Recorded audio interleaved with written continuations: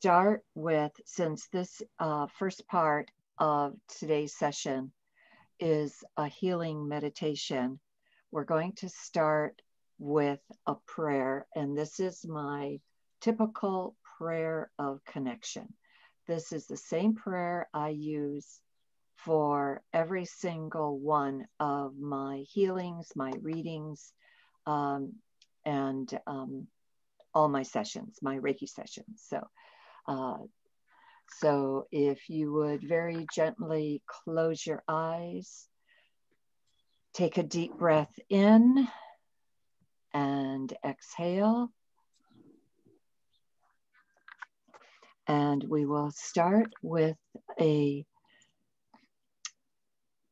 prayer of connection. Dear Mother, Father, God, Divine, Infinite Spirit, Source of all that is, I ask to be connected to you, to my higher self, and to the higher self of all here present.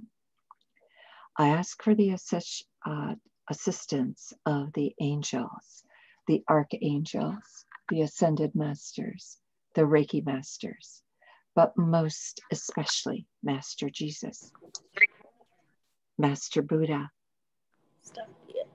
Master Kutumi, Saint Francis, Saint Germain, Saint Gabriel, Saint Raphael, Saint Michael, the Blessed Mother, the Divine Feminine, Mary Magdalene, Moses, Metatron, Melchizedek, Mohammed, and Kuan Yin. We ask to be cleared, centered, aligned, balanced, and grounded, and that whatever comes in for each of us in the healing room comes in for our highest good. We also ask to be a clearer channel of light for Metatron and his healing angels, so that we each receive the highest vibrations of light possible. We also ask for the assistance of the great rays, the lords and masters of the rays, and the archangels of the rays. We ask all of this in the name of Jesus the Christ and in the name of I am. And the very first thing to before we start, to get us prepared for this meditation, I would like you to do just a couple of breathing exercises, and very simple. Breathe into the count of 4. Hold for 4. Breathe out to the count of 4. One more time. Breathe into the count of 4.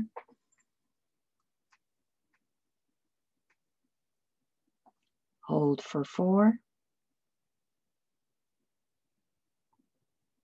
Breathe out to the count of 4. And the last one, we're going to breathe into the count of 4.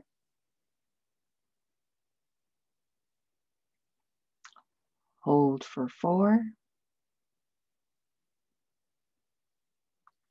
And breathe out to the count of 8.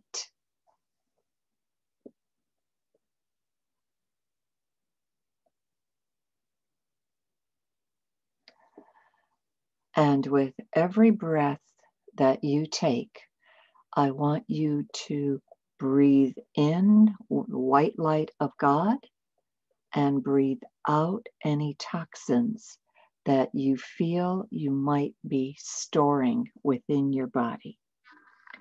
So for every inhale, God's golden light, every exhale, releasing toxins.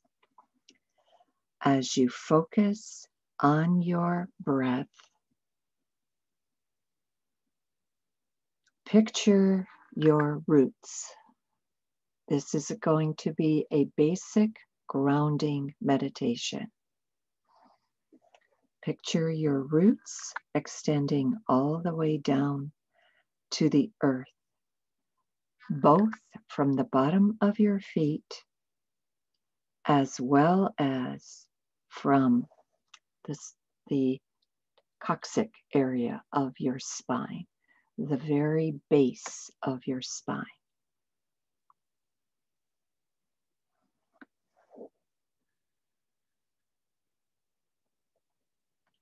And see your roots continuing to spiral down to the base, down to the bottom of the earth, as far as they can go.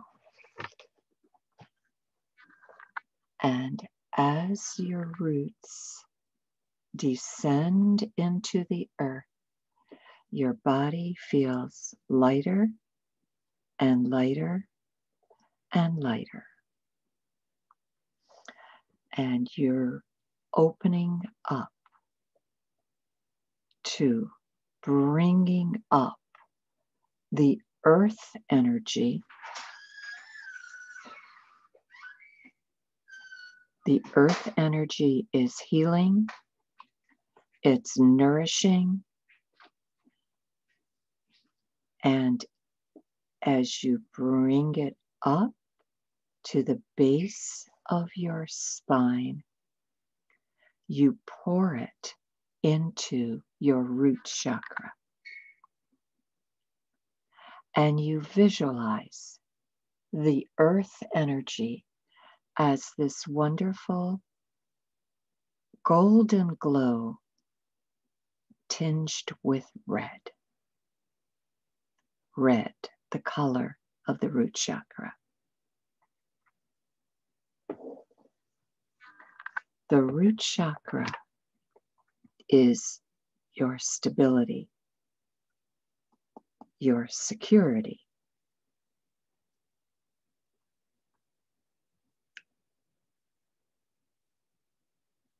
And everything that you feel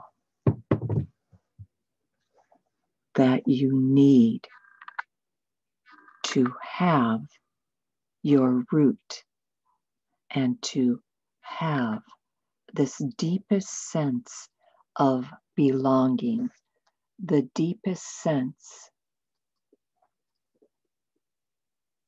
of safety, the deepest sense of feeling at home on this planet.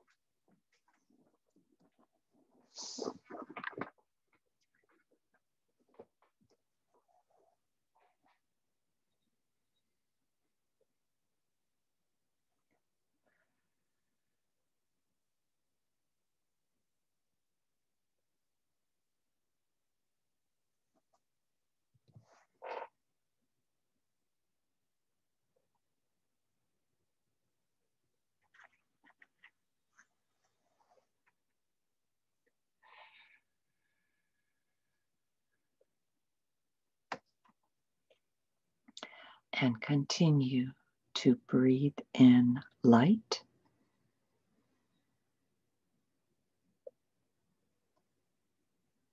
and breathe out toxins.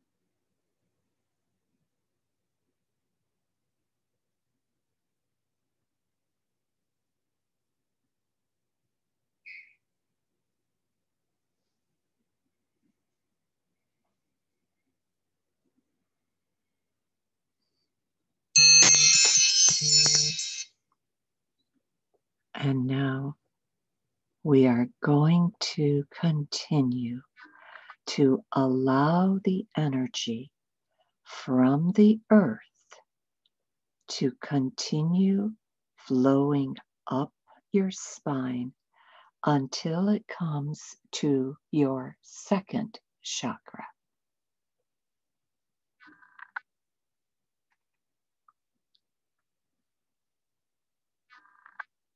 And your second chakra is your sexual chakra. It is the seat of your creative energy on every single level, the physical, the artistic, and the sexual. And feel the second chakra glowing with this brilliant orange light.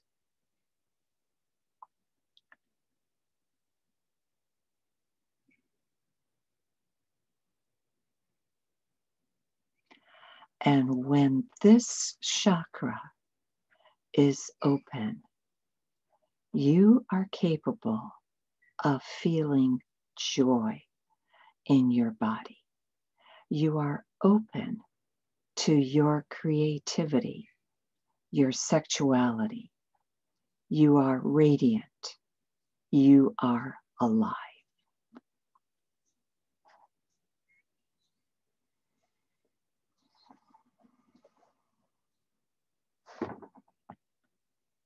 And you bring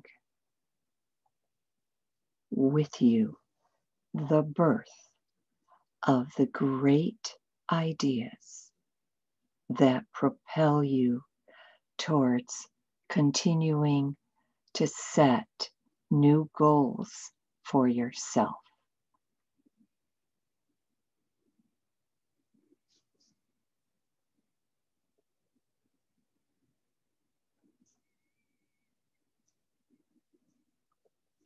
And you bring with you the desire to see those goals through to fruition.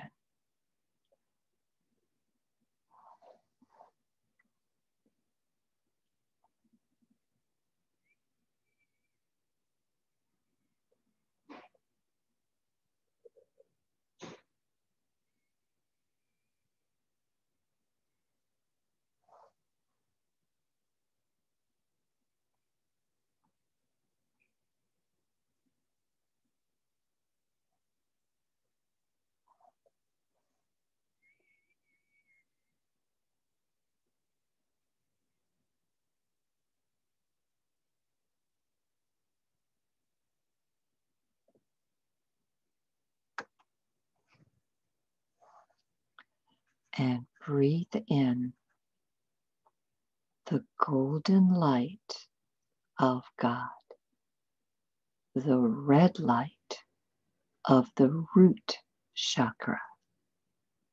And now see it mix with the orange light and see it enhance the orange light of the sacral. As you expand into a higher version of yourself.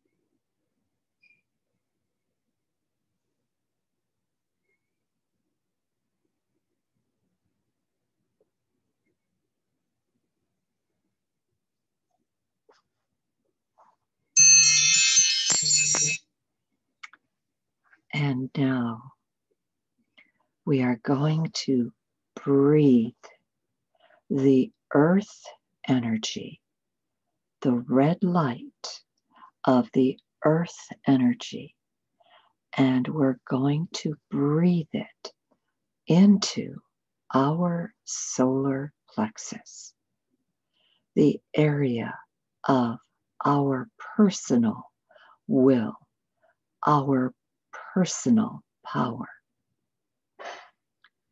And the solar plexus is an exquisite yellow light.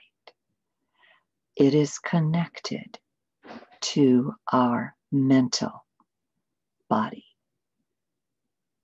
and the part of us that connects to all our thoughts. And it's our thoughts that create our reality.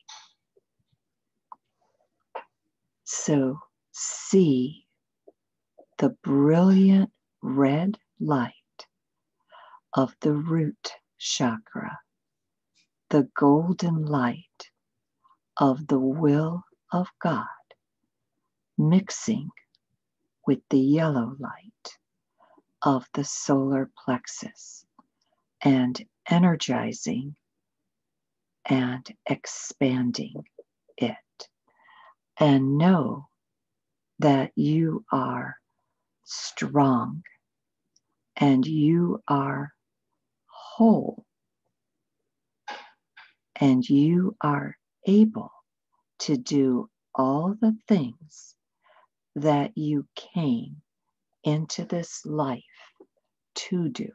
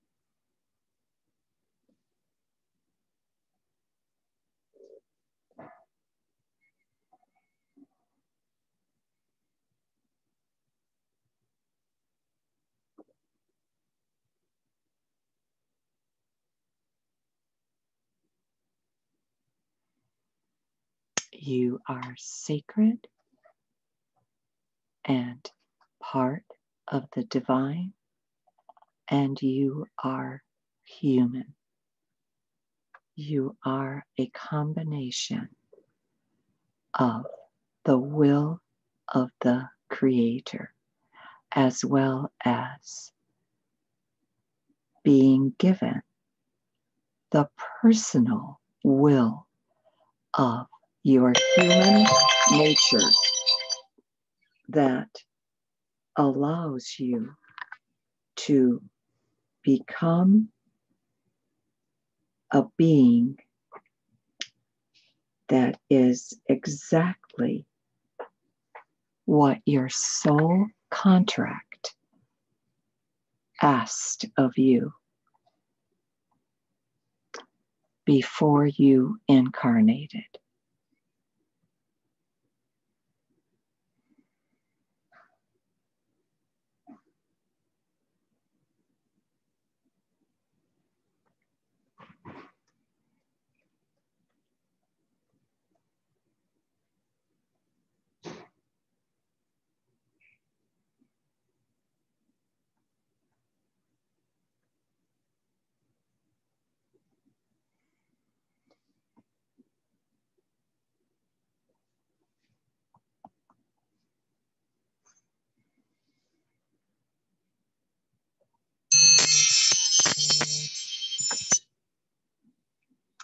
And now,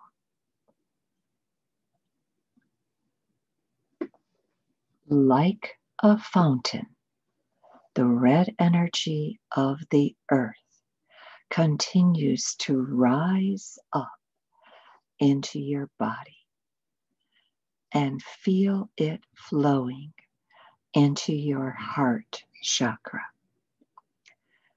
This is the seat of love and emotions in your body. And see the exquisite color green. This is the color of healing. This is the color of Mother Nature. This is the color that the divine has selected for you to be surrounded by, so that you are constantly reminded that green will heal the heart issues that you may have. Heart issues that might have come where your heart felt broken or pierced or torn or thrown aside or trampled on.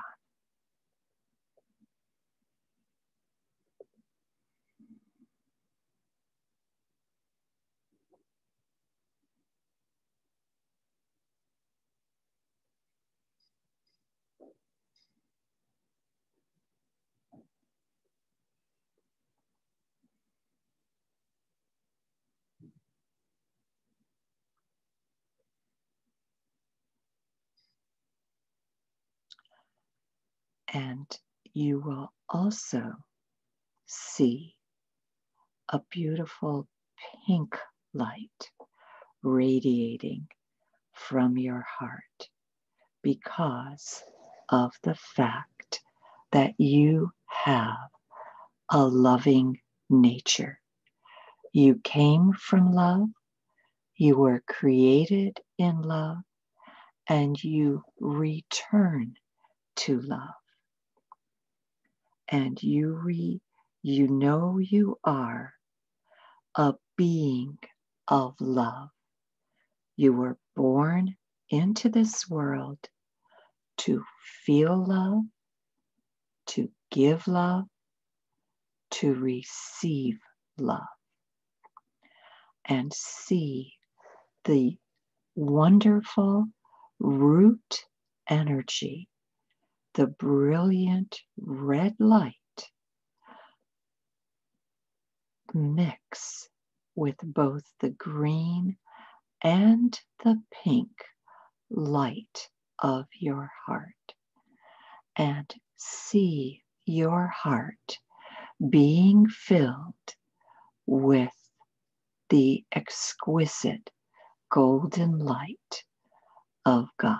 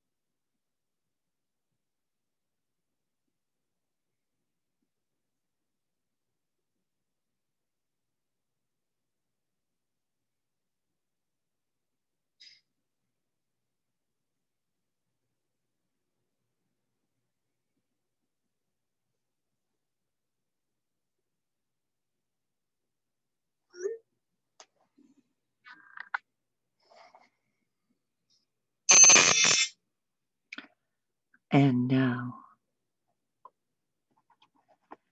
we allow the root energy, the beautiful red light, to rise up to a point in our chest that is midway between your heart and your throat. This is the seat of the 8th chakra.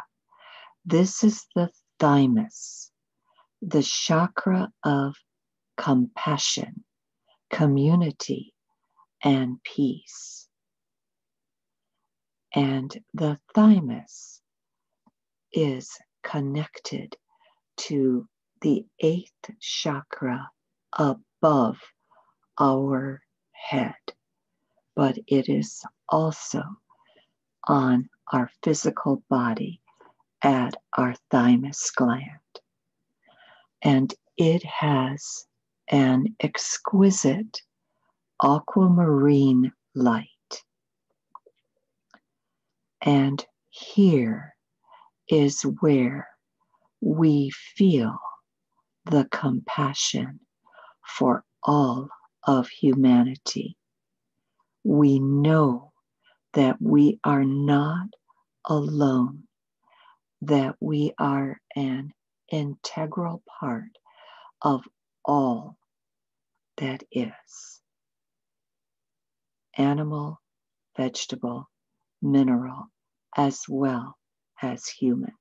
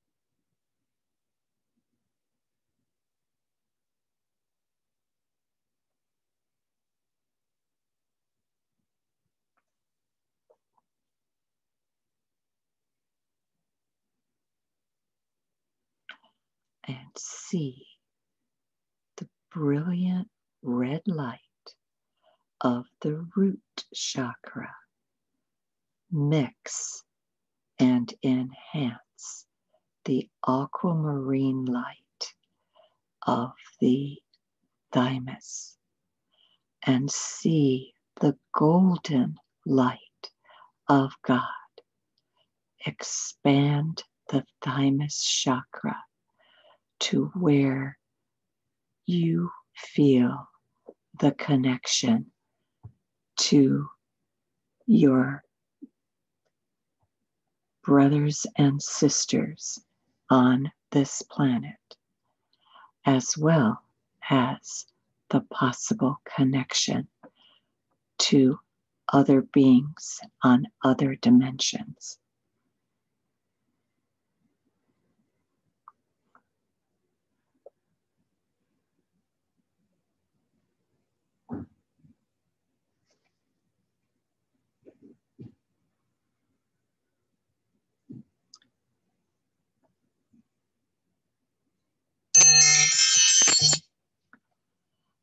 And now we let the earth energy rise up into our throat and ears. We see an exquisite sky blue light shining through the throat. And we know that our throat is the area of divine will. And it is through our throat that we also bring forth our communication, because our throat governs speaking and listening, truthfulness and spontaneity.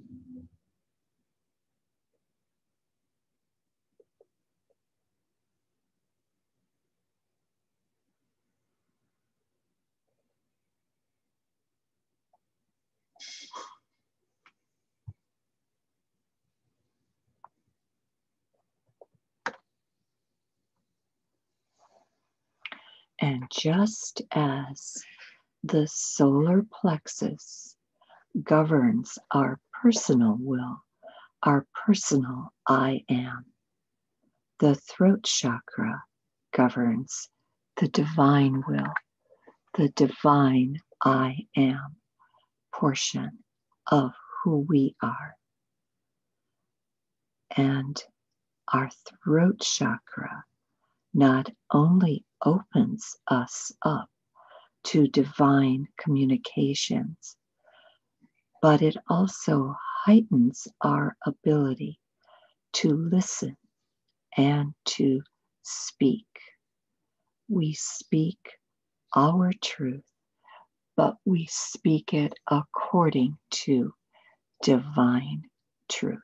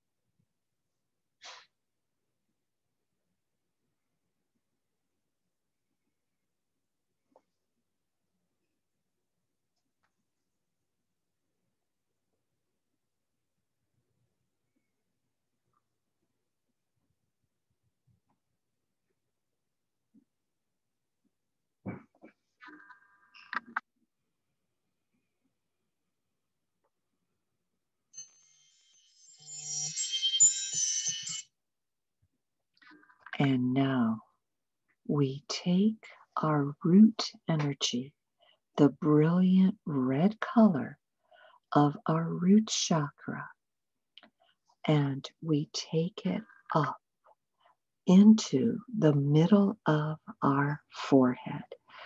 This is our third eye.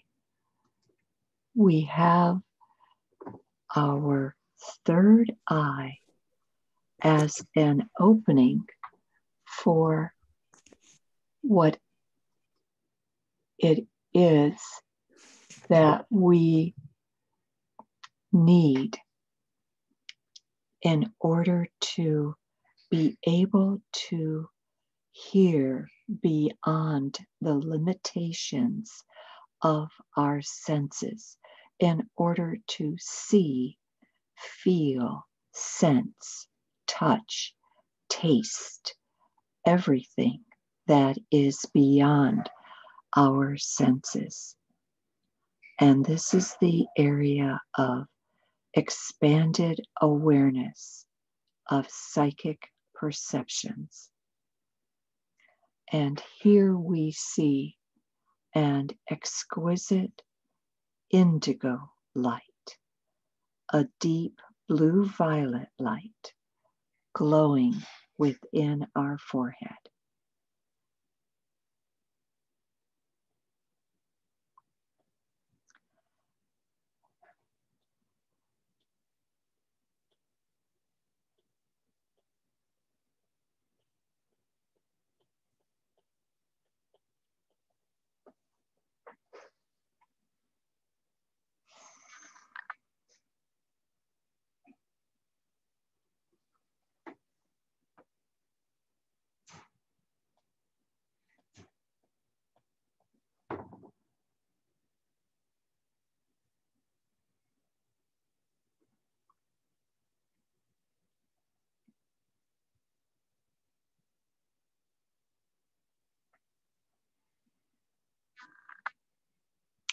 The brow chakra is the seat of our intuition. This enables us to see, hear, and feel into other worlds. This is our sixth sense. This helps our gut instinct react. And this is where all the clairs live: clairaudience, clairsentience, clairvoyance, clairgustance.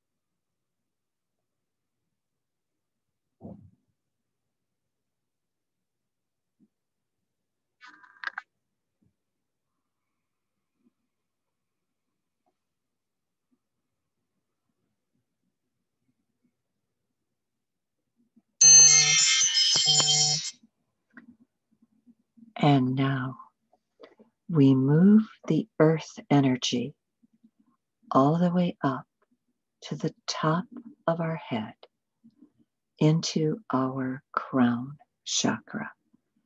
And we connect to our higher self, to our God consciousness. And we see the crown chakra as either a violet light or lavender or white.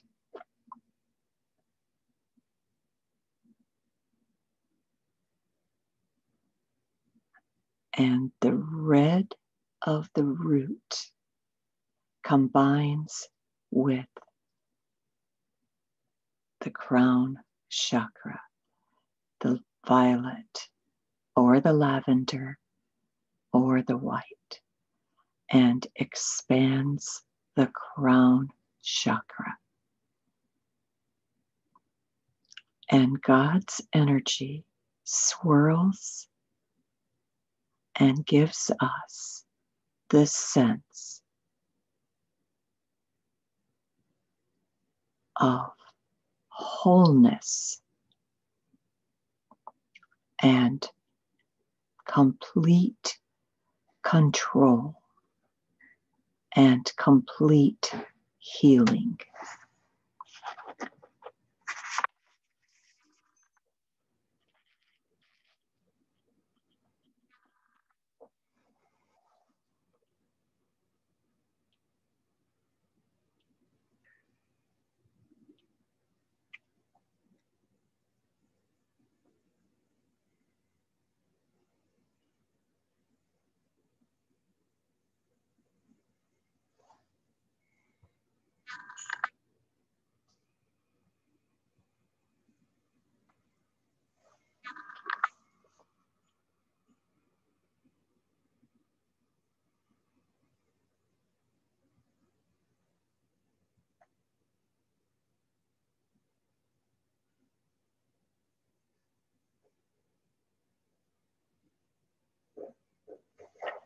And it is at the crown chakra that we carry the 1,000-petal lotus at the top of our head.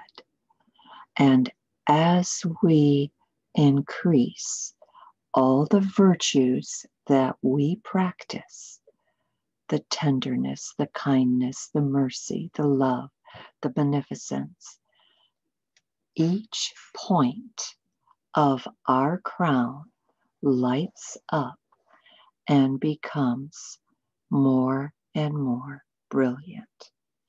It's like 1,000 jewels sparkling at the top of our head.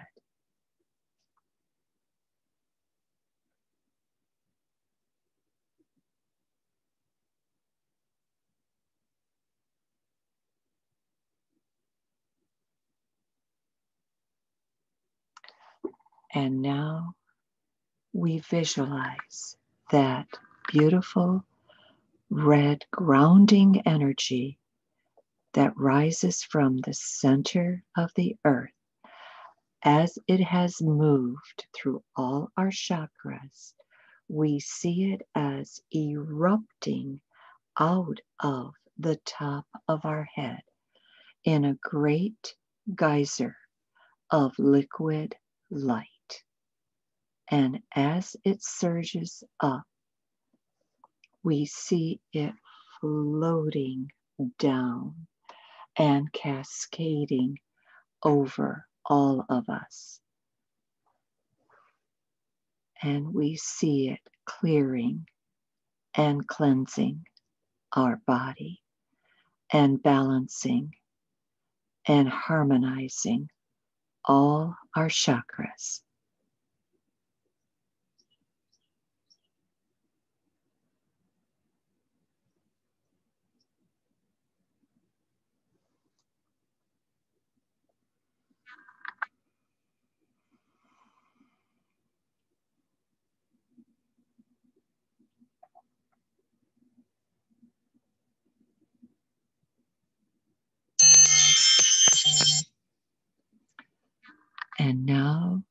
just keep breathing very gently and very evenly, and sense that all your chakras are filled with light.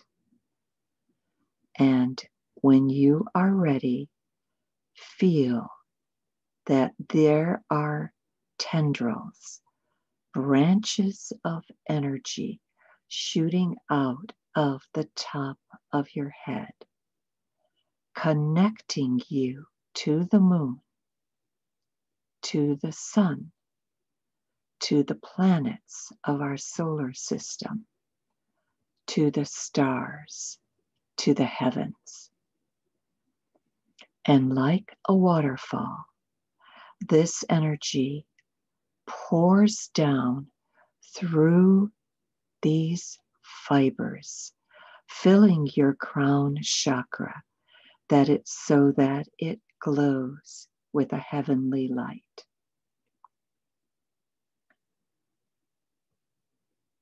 And chakra by chakra, let this heavenly light fill your crown, fill your third eye, fill your ears and your throat, fill your thymus, fill your heart, fill your solar plexus, fill your sacral, and fill your roots.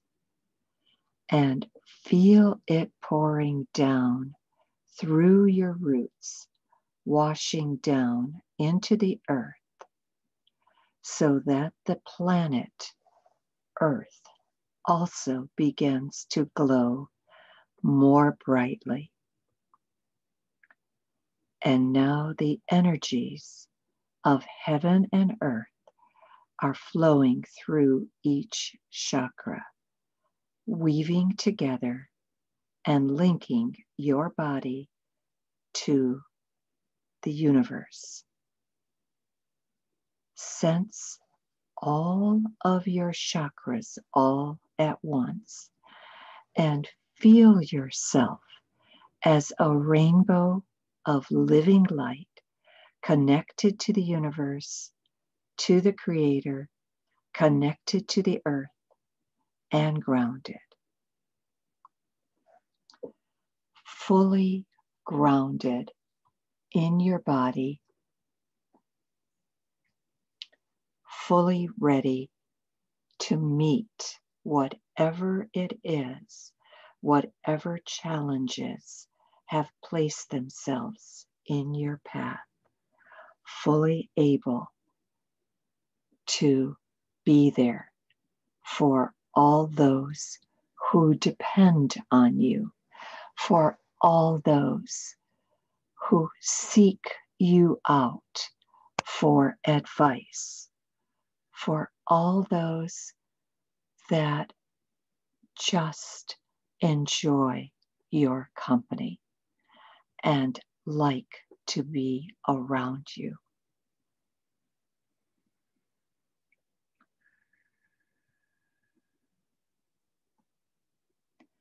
And now we will take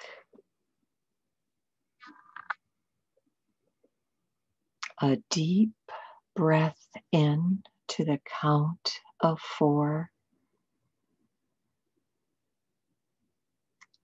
Hold to the count of 4. And exhale to the count of 4. And again, to the count of 4, inhale. Hold. And exhale.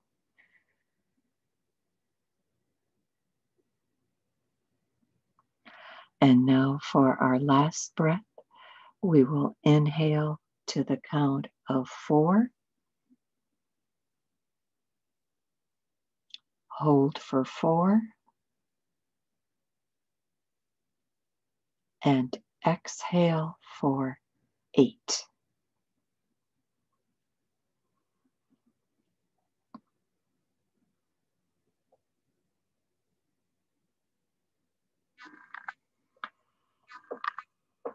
And as we become aware of our body and where we are sitting, we very gently open our eyes and return to the here and now.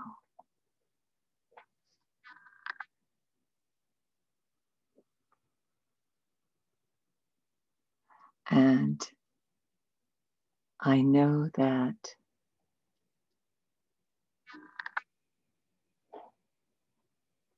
what I generally like to do is get feedback from everybody that participated in the meditation.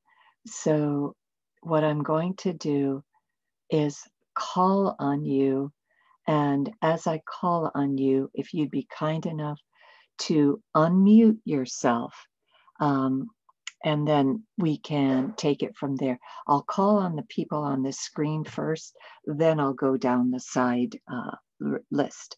And Rob looks like he's pretty out of it. Oh, there you are. Yay. Okay. All right. So Rob, we're going to have you give us your feedback first. Thank you, since you're the picture right below me. And anything you'd like to share.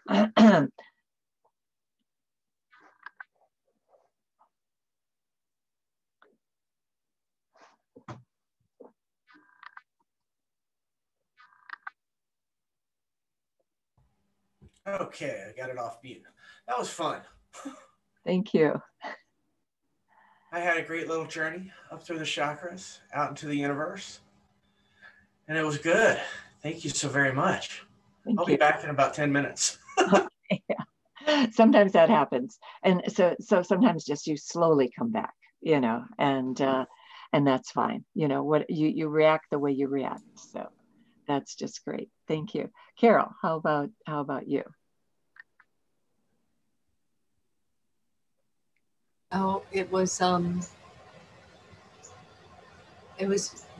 very nice to go with. I really wasn't conscious of the thymus. Buddy, stop. Over there now.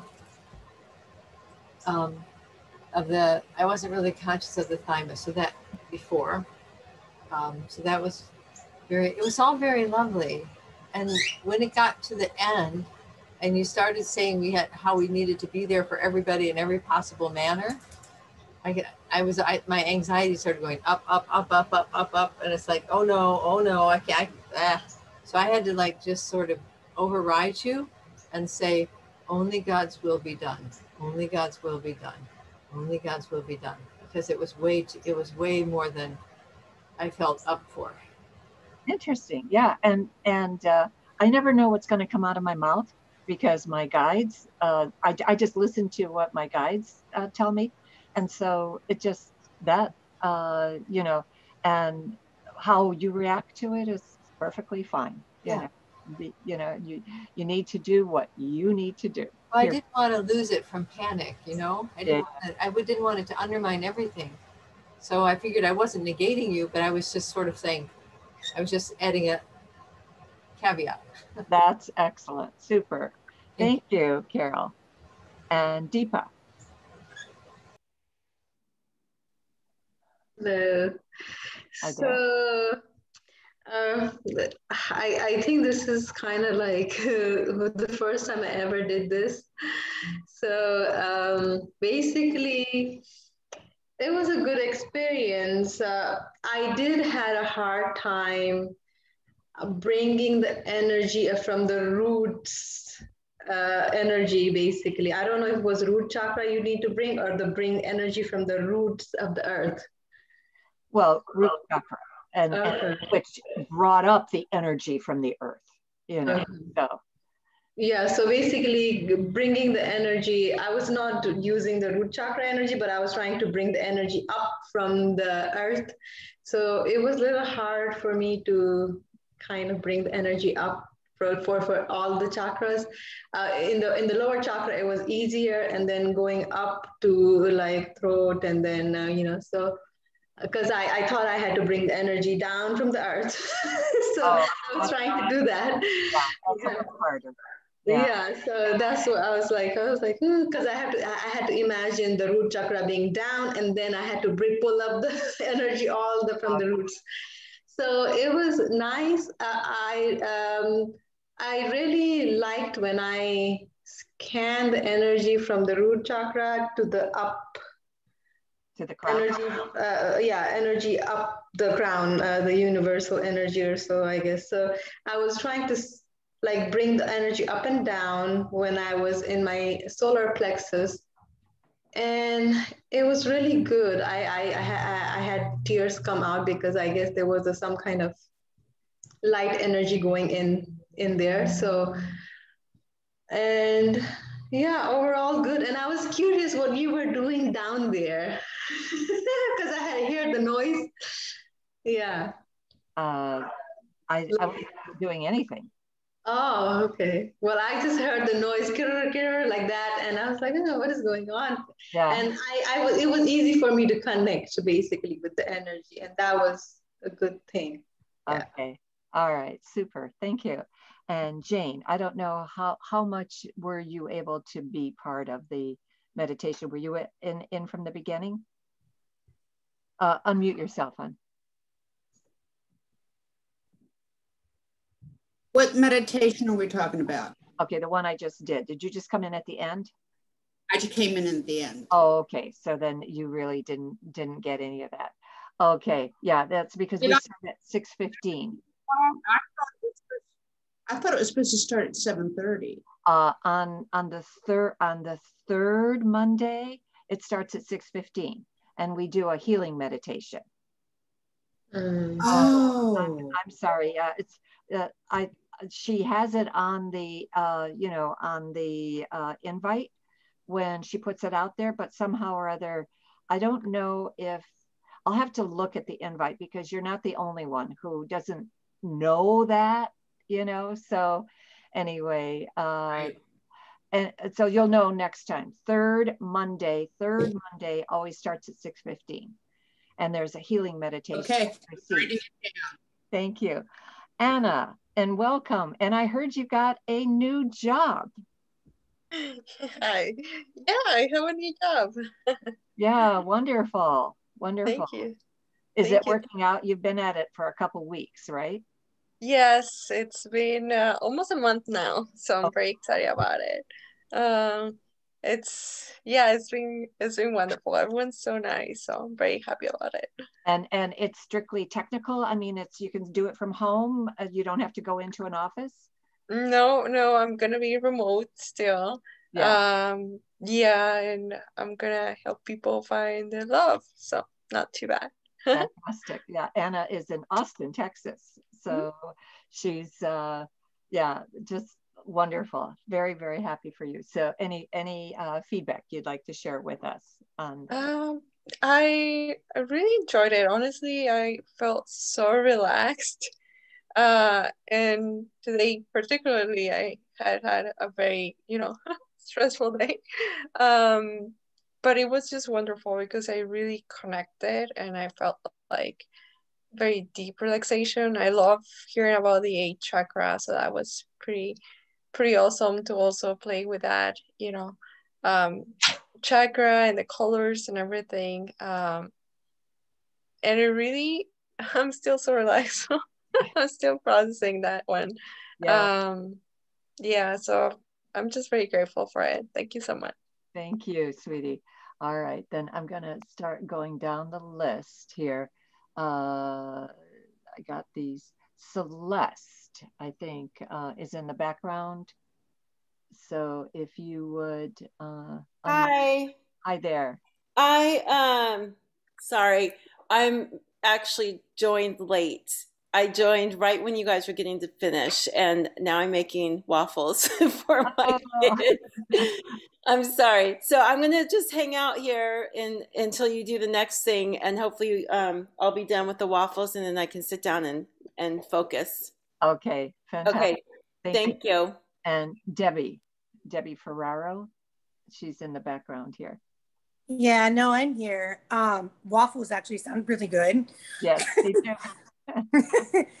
No, I really loved that. I mean, I had a few distractions. I had my cat and then upstairs, but it was really, because it was like, as soon as you pulled the red right back in the root, it was like, it never even happened.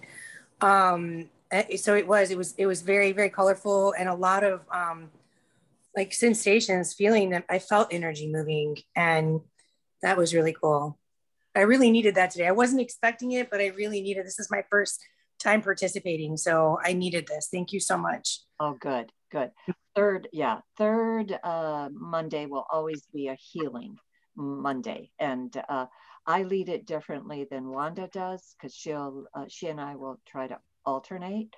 But anyway, you'll always get a healing of some sort. So it's funny because today I wrote on my my self-care Debbie list, I need to do more of my healing meditations. So it was like the universe just kind of heard me, and here I am. So thank you. Wonderful. Thank you, Debbie. That's great. And James, You already called on. I did. Okay. Joe Powers. She might have come in too late. Patricia was called on. Rob. Cher. Hi, everyone. Hi there. I've only recently started meditating, and sometimes I feel like I'm not getting it. But I was doing my breathing exercises and was relaxing. I think at one point, though, I did feel some energy of some sort. I can't remember where, at what point, but it was something I'll definitely do again. Excellent. Excellent. And yeah, I mean, however you feel it, you feel it. And so that's terrific. Thank you. And okay. Terry in the background. All right. Patricia LaRoche. Yes. Yes, thank you, Alice. Oh, you're welcome. Just give us your feedback. It was, I think I left everybody at the end. I was just, when you were coming down, the fountain coming down, and then I think I just dozed off. Oh, that happens. Yeah. It was so relaxing. Yes. Okay. Yeah. I always used to chide myself when I did that, but then I thought, well, no, there's no point in chiding yourself, because you do go into such a deep place. Yeah. That you just leave, that's the long and short of it. So, and is there anybody else that wants to share that I didn't call on? Okay. Joe. I left you guys for a while because I dropped my laptop and broke it. Oh. And it's funny, by the end of the Reiki session, it was working again. I mean, the screen is shattered in a place, but I think the Reiki somehow helped my computer. So thank you. Wow, that's wonderful. I'll take Alice. Yeah. Okay. I just had you on in the background. It's James. While I did some other things, it was very soothing. I'm looking forward to hearing more of your story in a little bit. Okay, fantastic. Thank you. All right. So I think we've got everybody. All right. We've got about 7 minutes before the and I do try to start on time, but other people might need to, I need to let other people in. So we'll just wait until till 7:30 before we start the next portion, which is on past lives, which is frankly one of my favorite topics. So Alice, I'm going to go out and come back in again and see if I can come in on the other computer. Okay. Oh, absolutely. I'll be looking for you. Okay. Thank you. Thank you.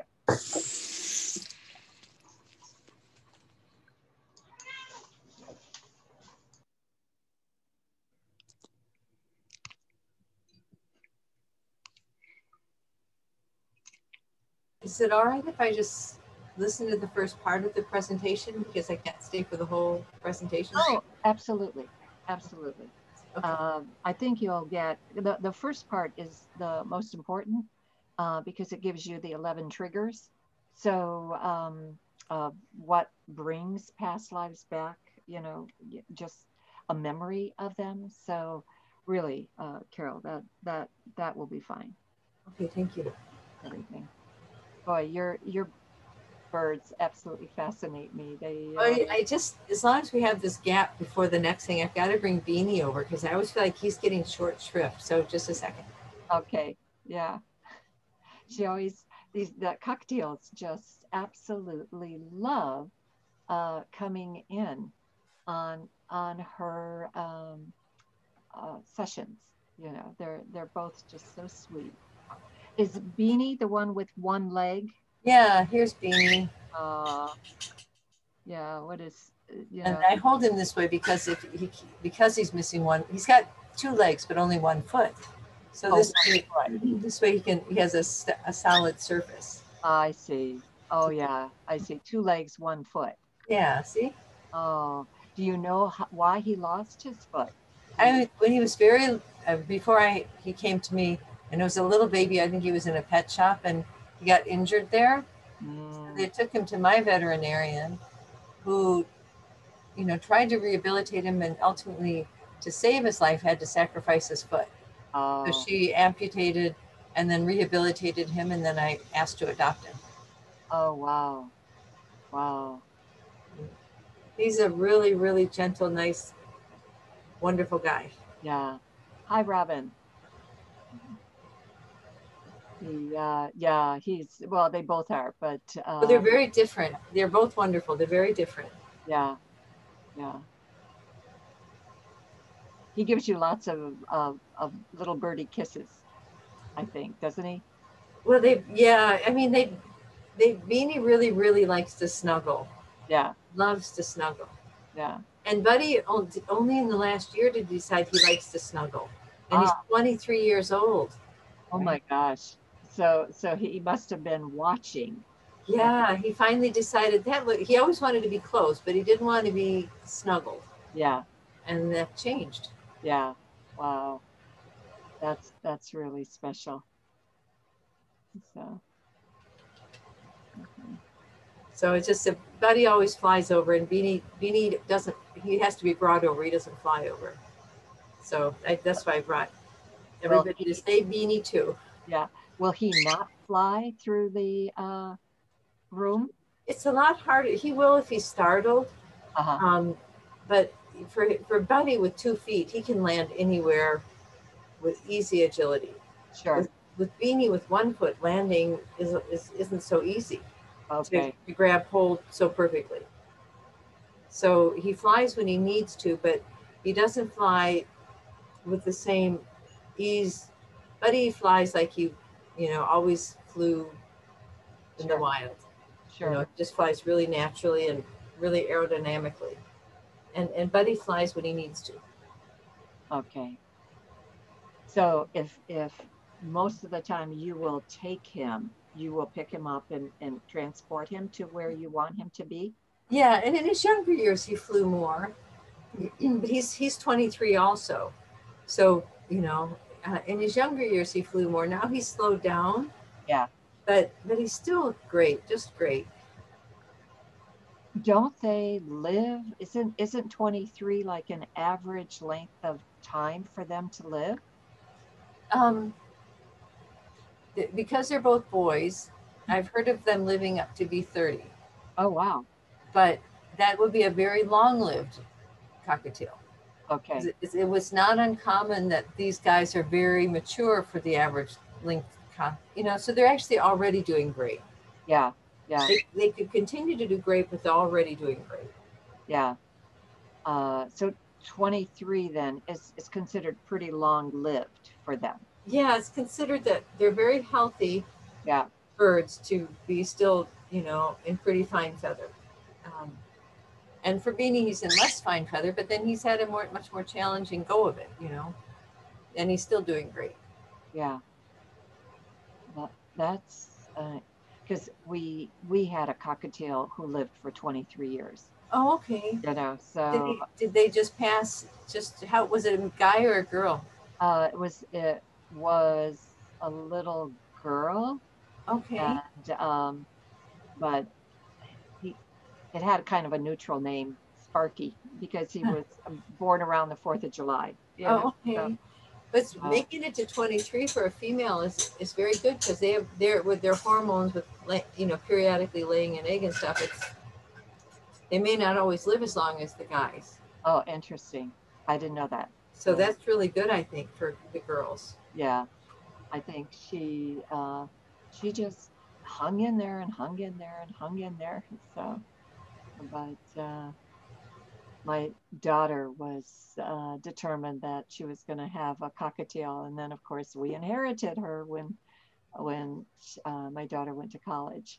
So, yeah, as do many parents inherit the pets. Yeah, yeah, and people don't realize when they get a bird that they've just taken on quite a responsibility.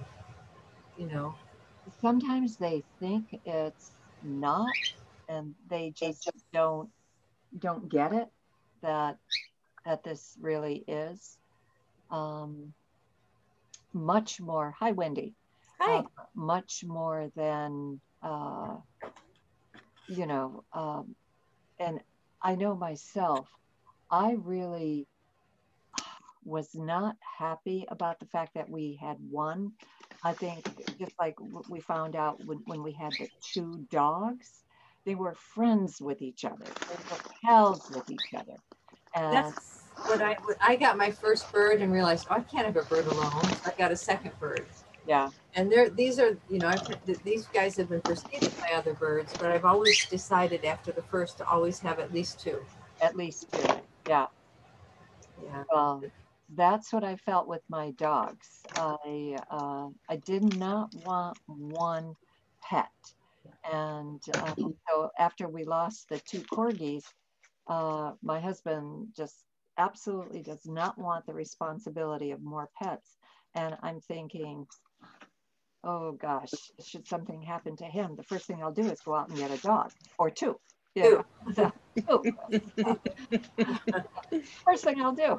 Yeah, I'm not staying in this house by myself. So, yeah, absolutely. I'm sorry he feels that way, because so many shelter animals would be grateful to come to your house. Yeah. Anyway, I figure you have to pick your battles. So you have to decide what you're going to am I gonna get say there? when. Yeah. Okay. All right, guys. I am going to begin. Make sure they're muted. Let's see. Jane, you need to mute. Barb, you need to mute. Carol, you need to mute. And let's see who else. Everybody else is muted. Okay. All right. I think I'll begin. It's 7:32. And we, to honor everybody, we do like to start on time. And so I'll just continue watching the screen to see if anybody else comes in. But I welcome all of you here, and Barb from Florida. So just very, very pleased to always see her. She was so concerned when she left here, could she ever get in on the meetings? And so once we put them on Zoom, she's here almost every week. So it's just lovely. So anyway, okay, just one more coming in. And the everybody else who's here. Hi, Rodrigo. And Beverly, welcome.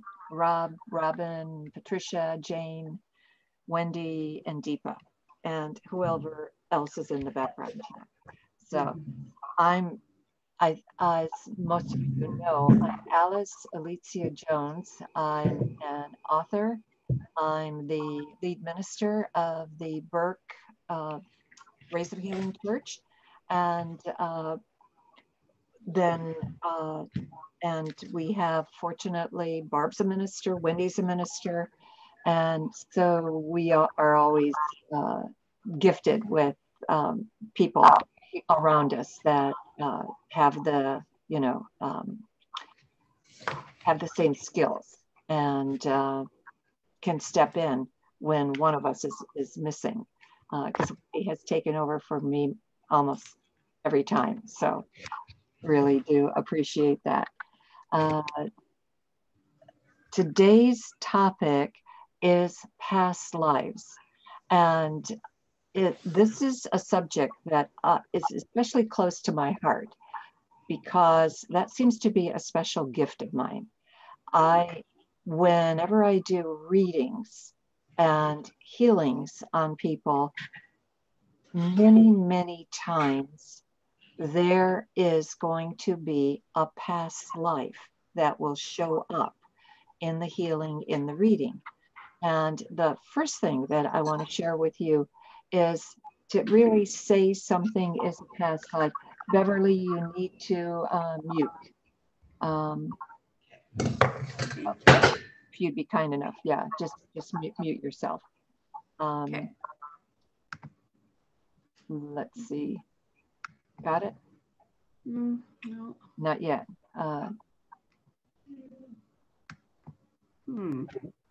Well, I can mute you. Yeah. There you go. You're on. Okay. That even saying that there's such a thing as a past life is a misnomer, because you're going to have to visualize this. But technically, all your lives are lived at the same time, in the same place. They're only separated by dimensions.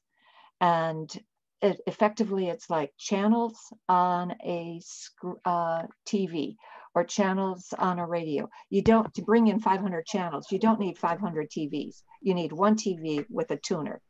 And so this is about what we experience. We have a higher self and an oversoul that is taking care of coordinating every single thing that we are learning in one lifetime.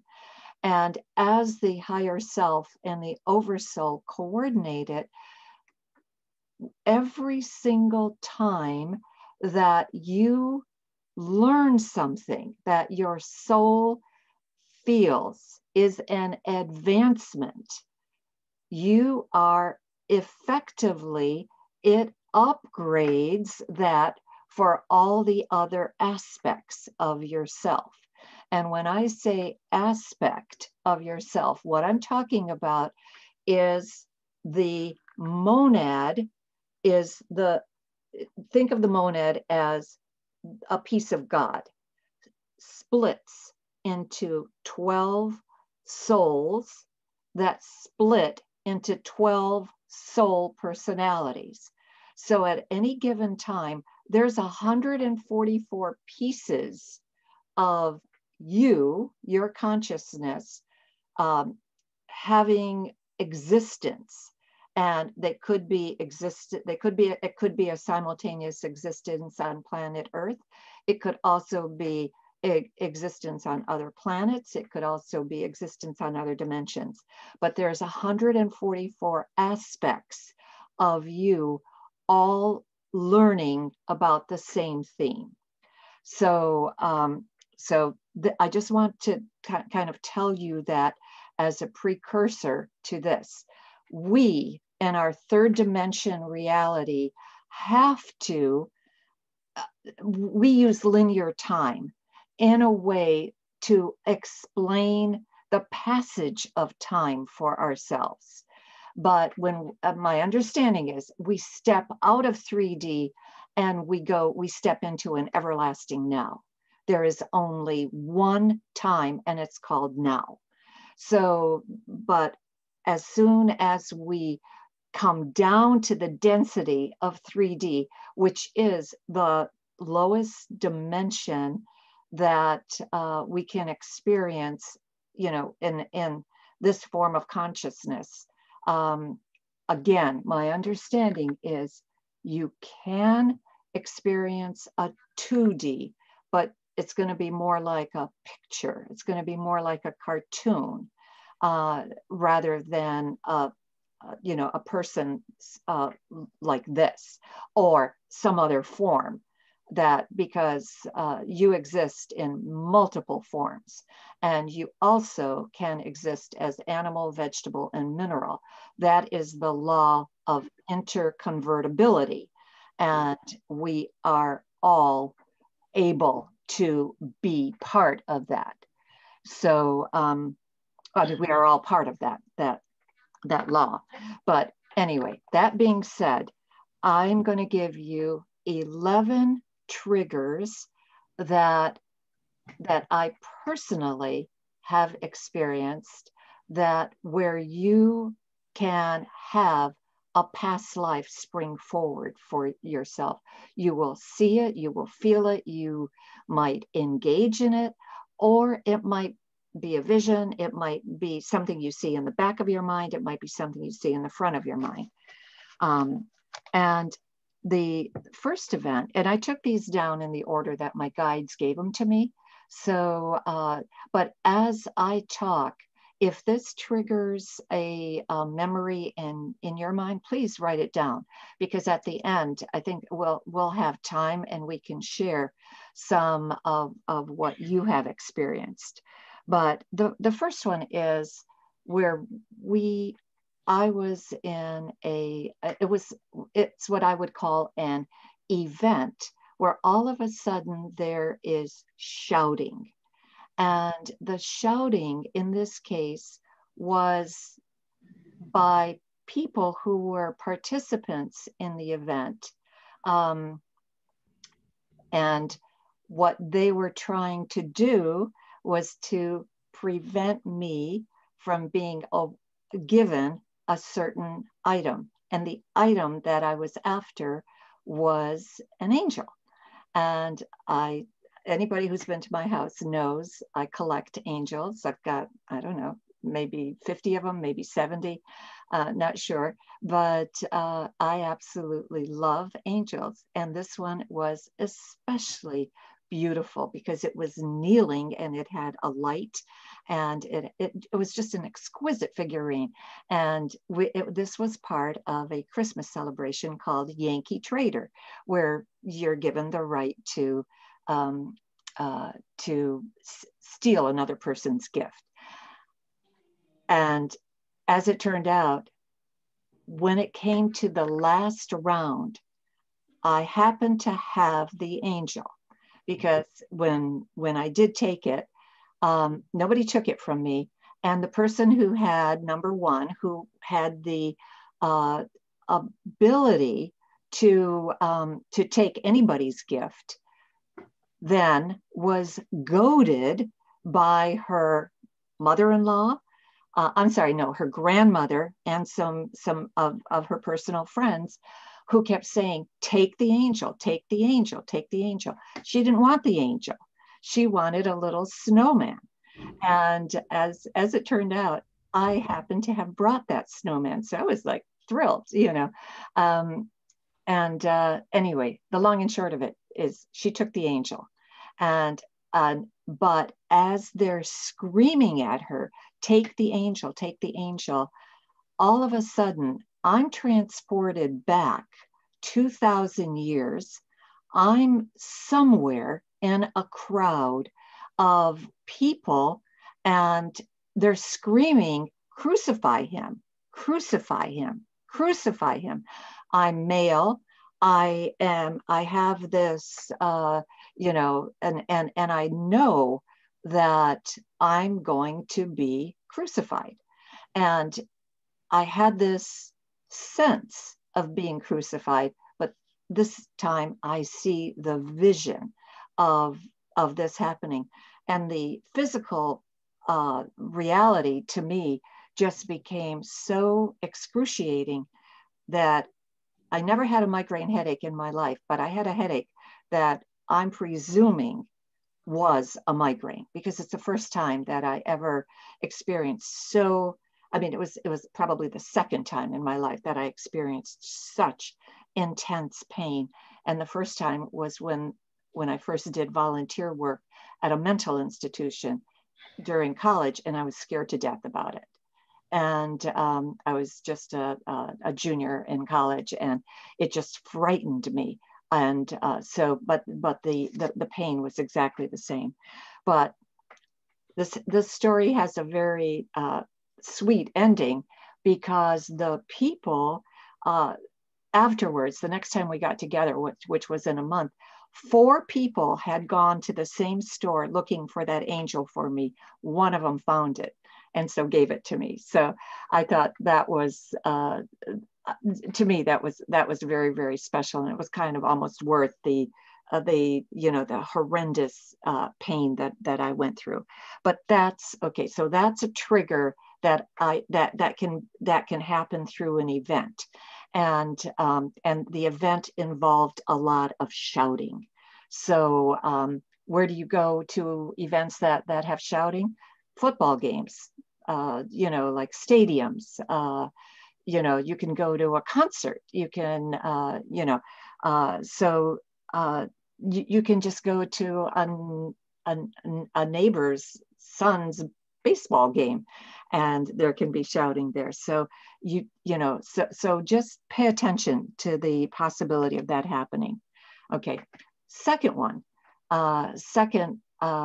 thing that happened, and this just recently happened to one of my students in Reiki.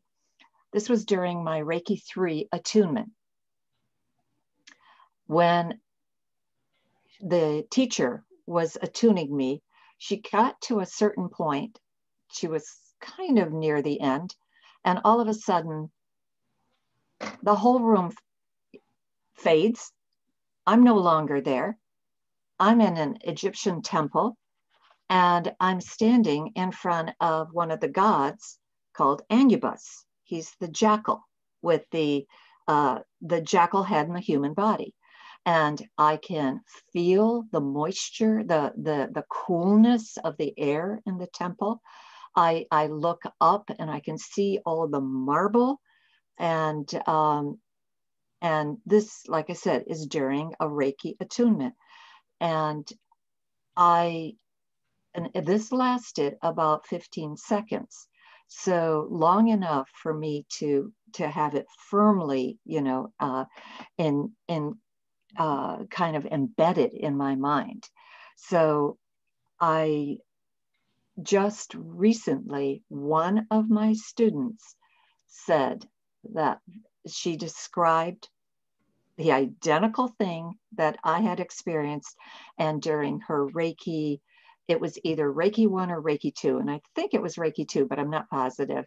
I meant to call her to ask her for sure and then forgot.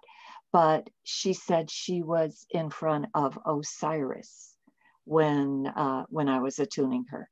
That the whole room, just like she left where we were at. And the irony was, Reiki 3, I attuned her in person. Reiki 1 and Reiki 2 was over Zoom. So she had the experience during an attunement that happened over Zoom. And so there's that possibility. The next one is where, again, there's trauma involved. There is a person that I'm very, very close to, but who is determined that he is going to get his way. And I had made a decision that was going to affect where I worked. He disagreed with it. So he grabbed his suitcase, ran around the room, and started packing his clothes. And as I looked, just not necessarily at him, because he's racing around, but I just looked straight ahead, and it was like this light opened up, and a vision of him being in 18th century England showed up. And that vision showed me exactly who I was, exactly who he was in that past life. And it gave me an explanation for so many things that I did not understand, why he acted in certain manners, why he reacted in certain ways. But it gave me that comprehension, because in that particular lifetime, he was a thief.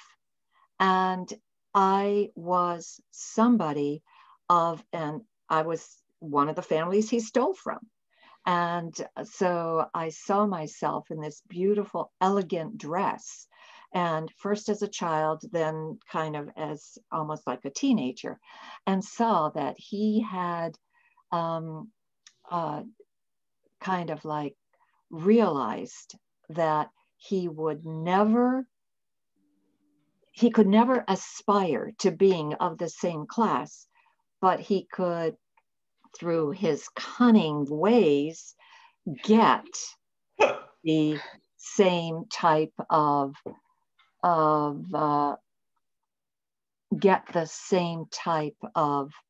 material goods that I was surrounded with. So because I was from a very wealthy home, he was a thief. So that, and like I said, that explained so many things to me that I did not understand about this person. But, and again, around a traumatic incident. This next one happened during my first regressive hypnotherapy session. One of the things that I recognized very early in life was that I was afraid of water, and never really felt comfortable in water, never really learned how to swim. Somebody had, I know I started out in swim lessons, and then somebody said to me that, oh, they're going to make you sit at the bottom of the pool and hold your breath for 3 minutes. And I thought, I can't do that. There's no way I can do that. And so I thought, okay, I will take, I'll just muddle through, never got the professional swimming lessons that I should have had. And as a result, even to this day, I have a fear of water.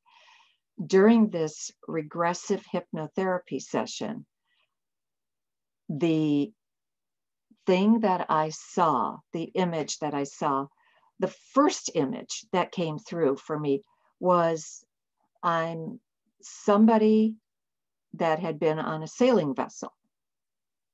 And I have a very long beard, and I'm floating in the water, and that, the beard is floating straight up, and I have and I recognize that I'm drowning.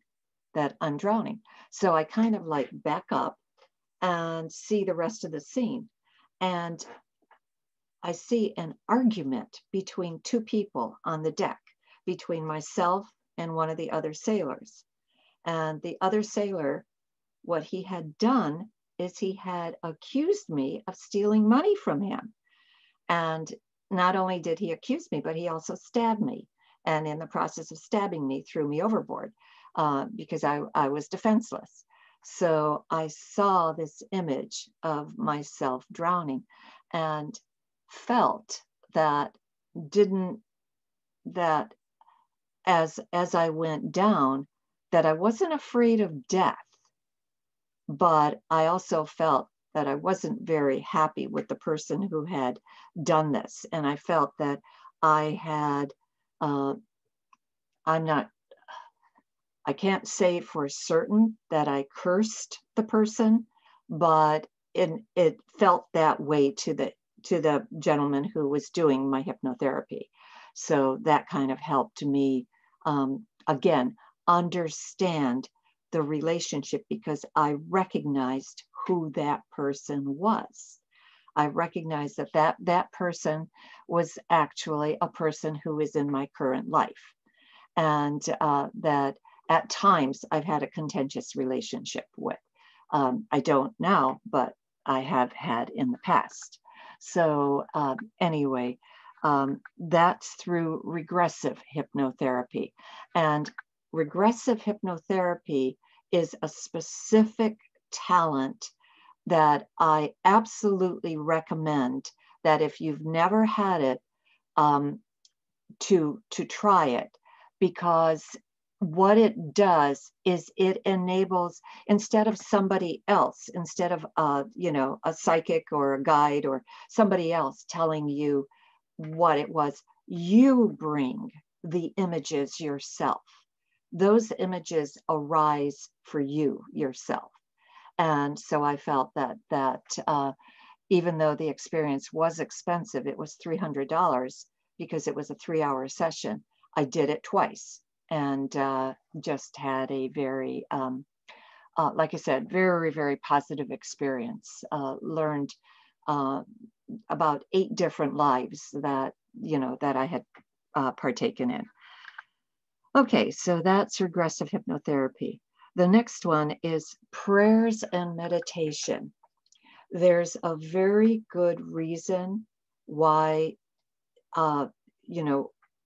guided meditation is great for one type of experience, but a silent meditation is very, very important if you are going to have in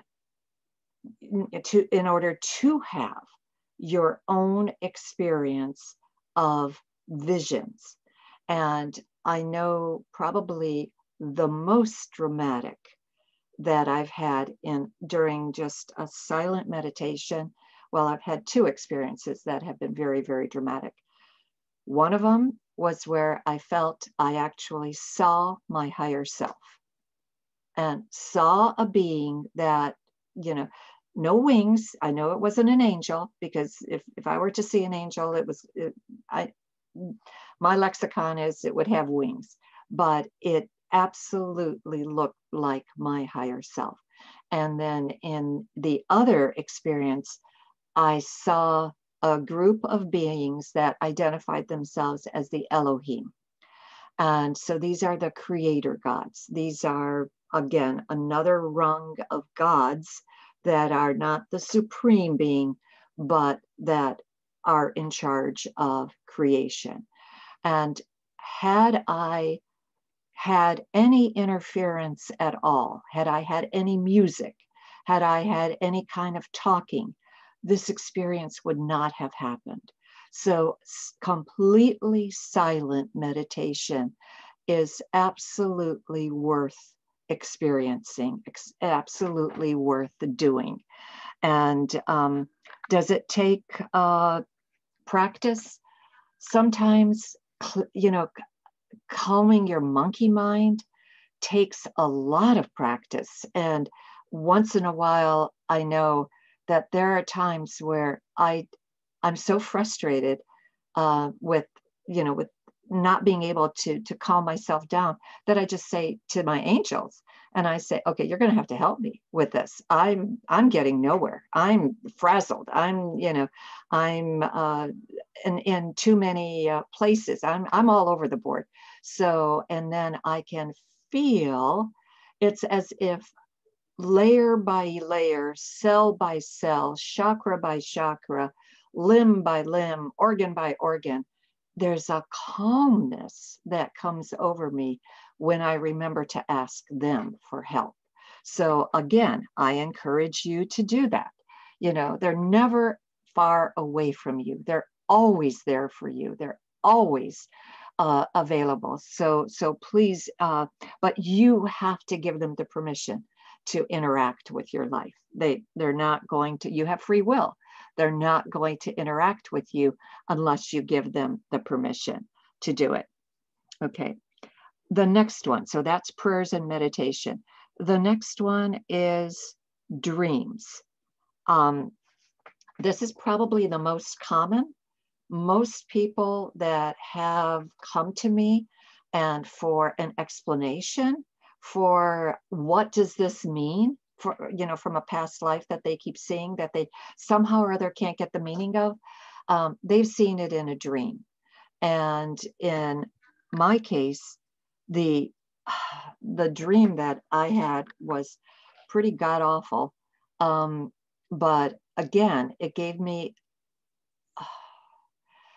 an understanding of the true nature of forgiveness and how I really had to work hard at understanding how to forgive somebody completely. Because in this dream, what I saw was that I was neck deep, I was buried in the earth, and ants were crawling all over me. And the person that had buried me was, again, a person in my life that, quote unquote, was supposed to take care of me and was supposed to love me and didn't. And so this, in that lifetime, and in watching that, I literally saw that I was stung so rapidly that it didn't, take long for the poison to go through my body, even though it was just on my face and on my head.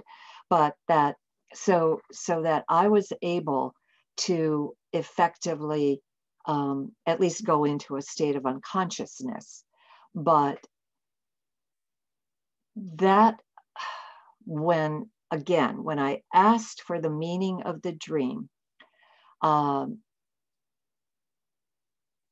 of the answers that I got was, do you want to see what you did prior to this lifetime to that person? And basically I said, no. I said, that's enough, because obviously if he murdered me, I murdered him. He murdered me, I murdered him. He murdered me, I murdered him. To get off the wheel of karma, we have to, one of the ways is to forgive. And so we can get off and be done with that person, no matter what the injustice was, no matter how much, how long, how hard that person hurt us. And, we do it through forgiveness. So that is where, and like I said, most people have dreams of reoccurring incidents. And then as hard as they ask, they don't get their explanation, or maybe in a sense, if they, and in many cases, I will give them an explanation for a dream. And they said, I thought about it, but I wasn't sure. Or, I thought about that, or I saw that as an explanation, but I didn't trust it. I didn't believe it.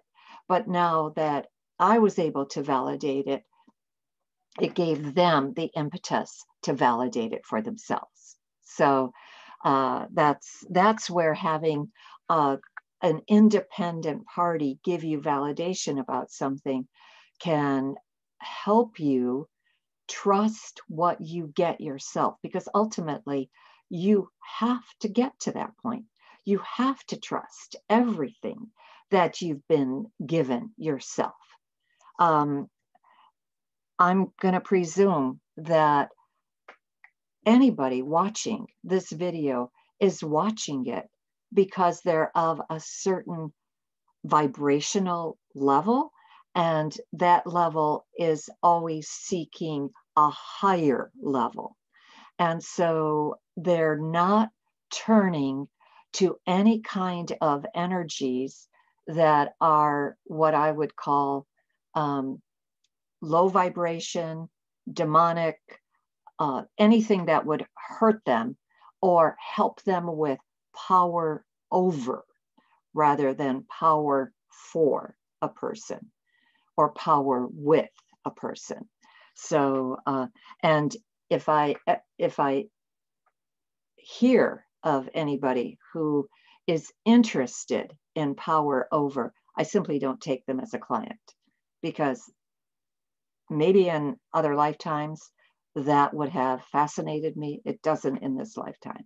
It's not anything I'm interested in. It's not anything I want to do. Okay, so those are dreams. So then the next step is the next trigger is what we call deja vu. And deja vu, I never did look up the word. I know it's French, and I feel it means like to review, to view again. And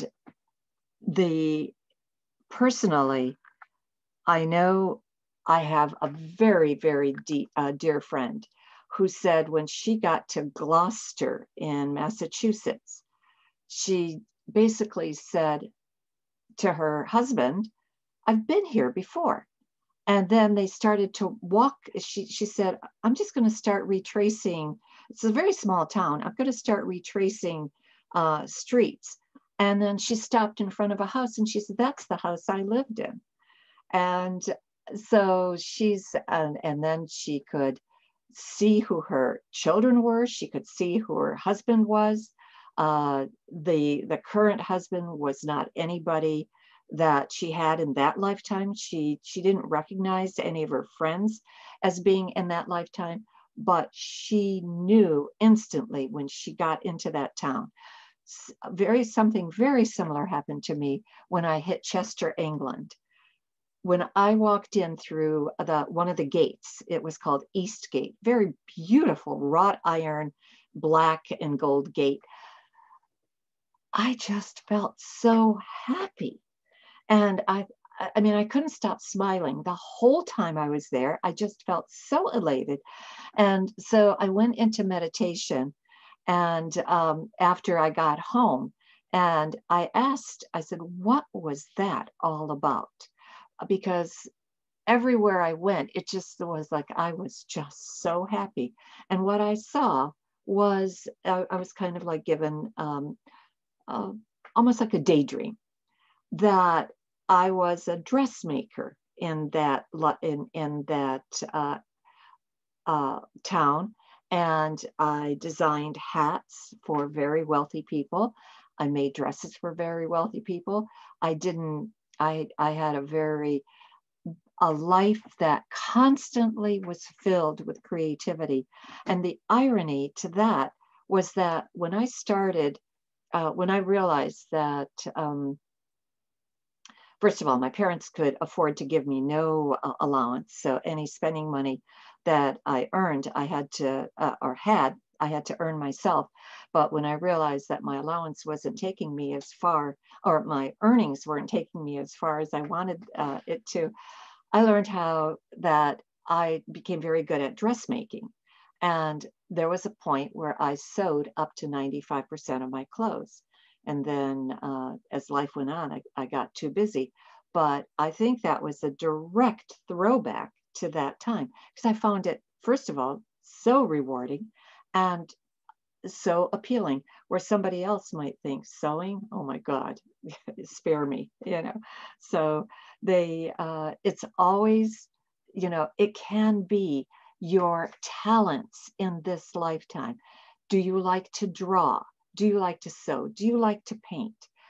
You could have very easily been a perfectionist at that in another lifetime. And even if you have a talent that you say, yeah, I can do it, but I'm not, I really don't want to, then that to me says you perfected it in that lifetime. You don't have to do it in this lifetime. So many of the people that passed through my hands were healers in previous lifetimes. And it didn't matter whether they were a shaman or whether they were an herbalist or whether they were a monk and were working with tinctures or teas or whatever. If they were part of the healing arts, they're drawn to it in this lifetime, especially since we now have so many opportunities to explore.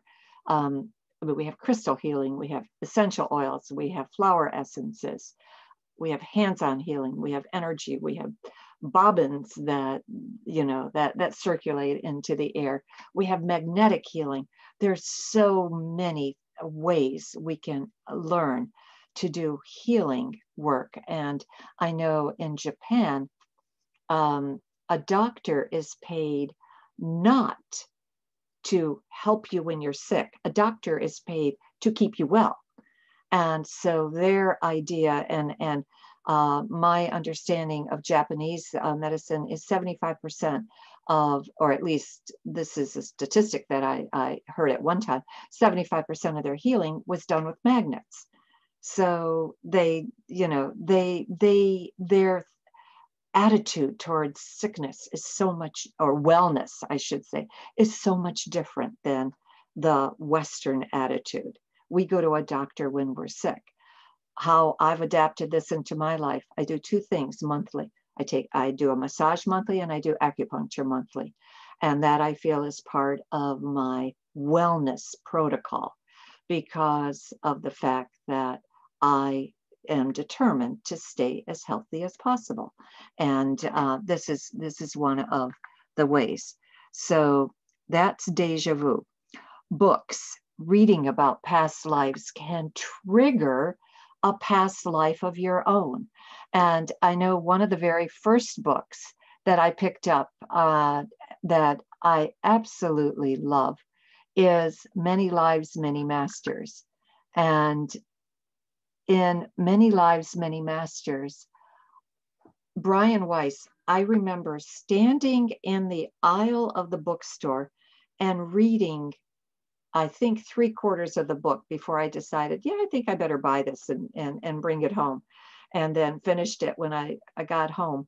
But Brian Weiss, when I saw him in person, somewhere in the neighborhood of 7 to 10 years ago, he said that he wrote that and kept it on his shelf for 10 years, because at the time he wrote it, he knew point blank that his career might be ruined because he was part of the American Psychiatric Association.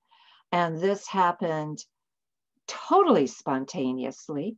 And as he, when he told his client, go back to your earliest memory of this, he thought she would go back to something in childhood.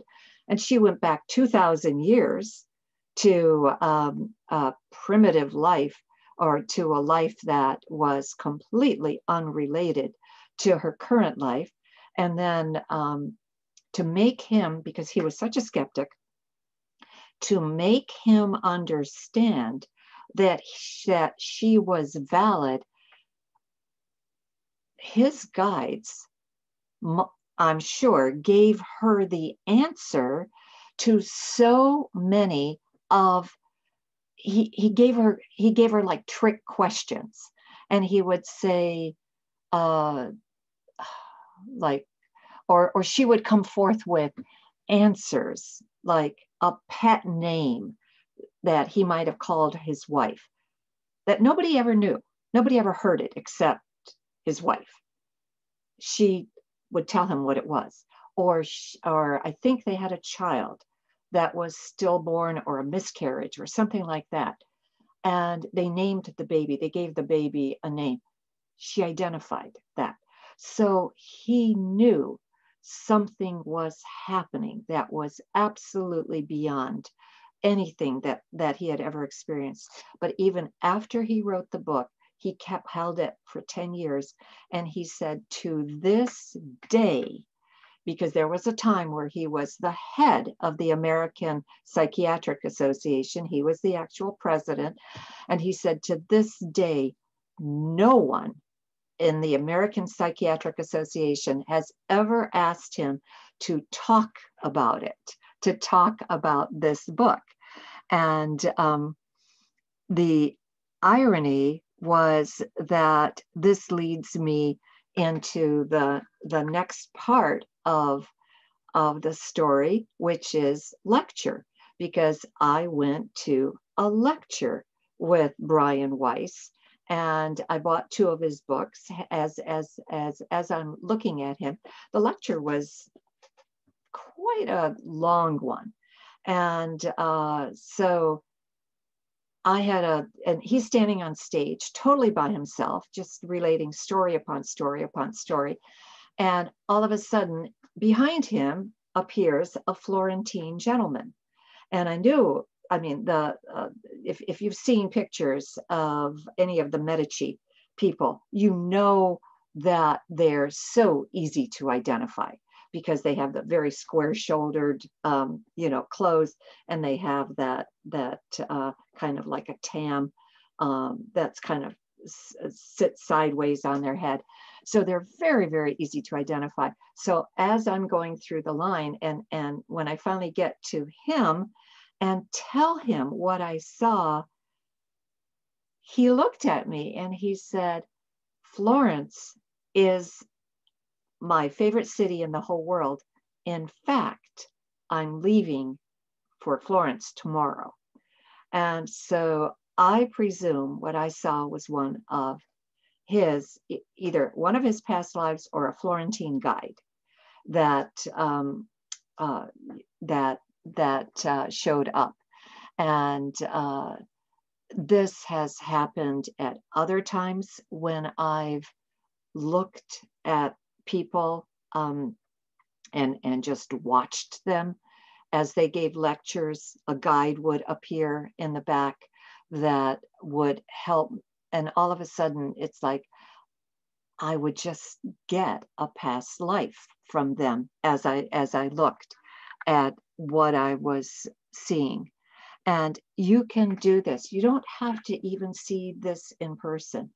You can watch this on a screen too, but effectively, similar to what Barb is at, you do have to have, at least I found, that the background has to be totally plain, and light colors are best.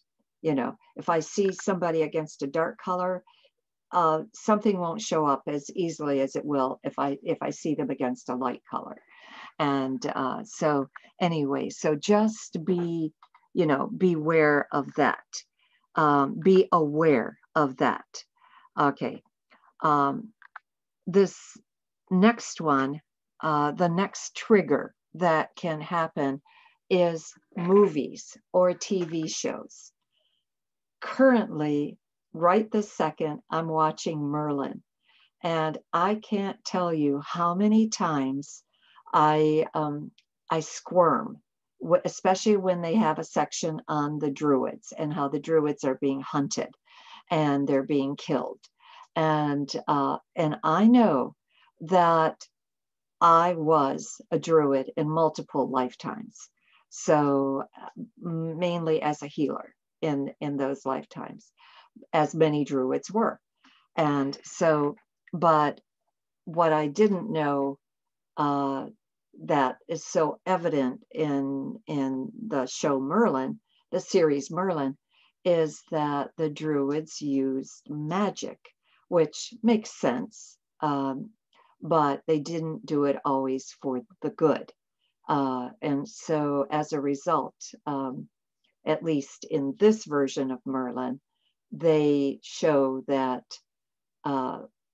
the king, Uther Pendragon, who was the father of Prince Arthur, how he had the druids just massacred wherever he found them. And how even though Prince Arthur, or King Arthur now himself, does not carry that same hatred of the druids, he seems to carry still the same hatred of magic. So anyway, but in the movie Joan of Arc, there was a couple, this is maybe 10 or 15 years ago, I'm not certain exactly when, but in the movie Joan of Arc, the one with Cate Blanchett, there's a scene where she's leading her men into battle. And I start squirming in my chair, like it's like just an incredible amount of anxiety was going through me.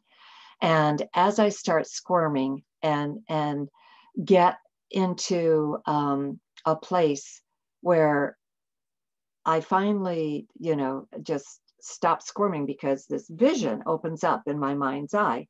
And this time I don't see it on the screen. I don't see it in front of me. I see it in my mind's eye. And I watch and I know I'm a soldier with Joan of Arc. I'm one of her soldiers, and I'm scaling the wall. I'm climbing up a ladder, and as I get to the top of the ladder, I thrust my spear into the person who's at the top. At the same time, they thrust their spear into me. As I look into the eyes of that person, I recognize my mother in this lifetime. And I think that in a sense made me understand how in that lifetime my mother was my enemy. And in this lifetime, I could not be in a room with her for 4 days. This is after I became an adult, not as a child. After I left home, after I became an adult, I could not be in a room with her for 4 days without getting into an argument with her. And sometimes it just broke my heart that I would continue to be so argumentative, even the last year of her life, when we knew she had only like a year to live. I still would get into an argument with her. I flew to see her 5 times. No matter how hard I tried, I'd get into an argument. There would be something that was said, and I never meant to hurt her, but you know, but it just dawned on me, probably right this second, that in that lifetime she was the enemy. So in this lifetime, there was still a carryover of somehow or other, something she says rubs me the wrong way. Even though I don't consider her the enemy, something rubs me the wrong way. So watch for those triggers. Watch for those people who just give you, you know, a feeling of discomfort, or a feeling of anxiety, or a feeling that you're going to, that you feel you just have to talk back at them, whatever it is. Just watch for that. And okay, so those are movies. The last one I wanted to share with you is massage and rolfing, and because this is the weirdest. And the rolfing is a type of very intense massage. It just goes very, very deep. You literally feel like you have a steamroller going over you. Thai massages, I think, is very similar. Swedish massage is very similar. So I had rolfing done to me, and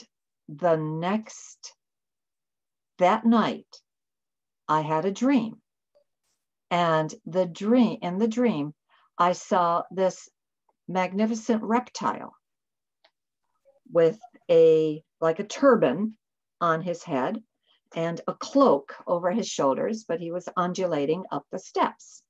And I knew it was a reptile. And I saw a baby playpen, and I saw 6 baby snakes. And I looked and just saw the image, nothing else. And then the next day, as I'm blogging and with my guides, I said, "What was that all about?" And they go, "Well, that was your father." And I go, "And the baby snakes?" "Well, those were your brothers and sisters."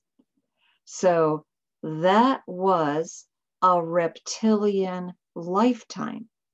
And the irony is we can all be animal, vegetable, and mineral.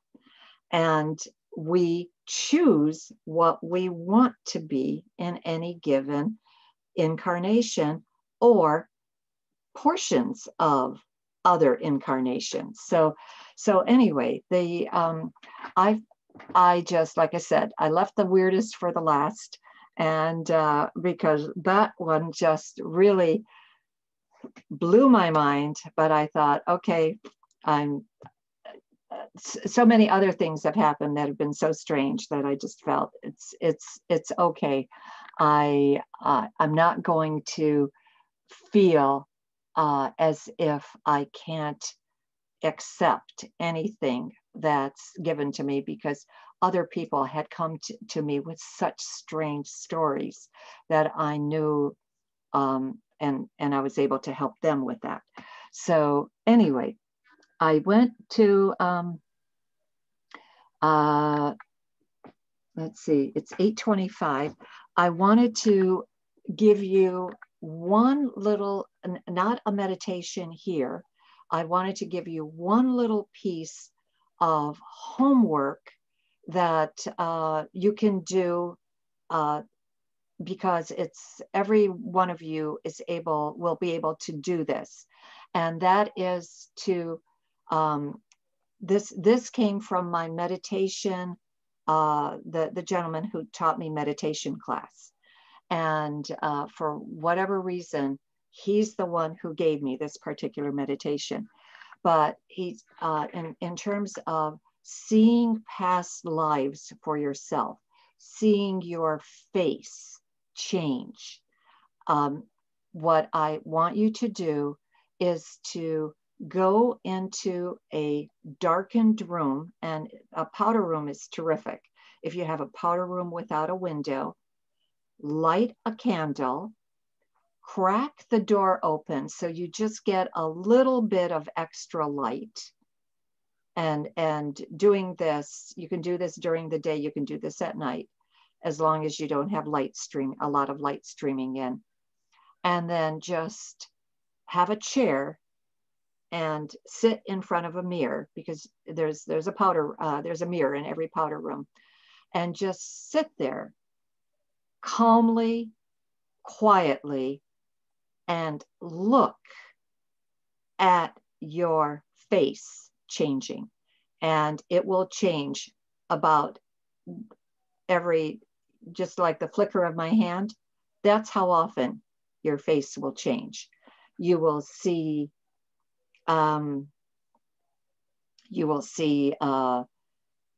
different hairstyles. Occasionally you might see your head cut off. You might see different hats. You will see different periods, and very, very great number of lives will flash through. And the interesting thing is, as these lives flash through, energetically, you're going to feel something too. It's almost like when you run two knives together, there's a certain energy that takes place with that. This is a sensation that you're going to feel. So the next time I come back, which will be October, I'm going to continue this and with another meditation that we will do together. But I hope that to get some feedback from you, or you could send me an email to alicejones7@verizon.net and just tell me what the results have been of you practicing to see past lives and any past lives for yourself.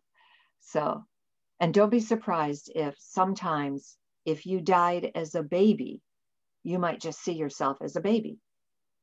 So But anyway, I would like to, right now, what I would like to do is ask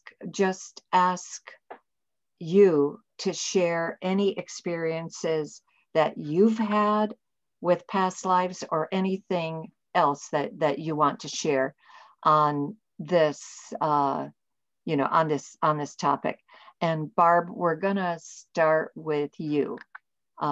If you could, can you, is your thing available? No, you can't.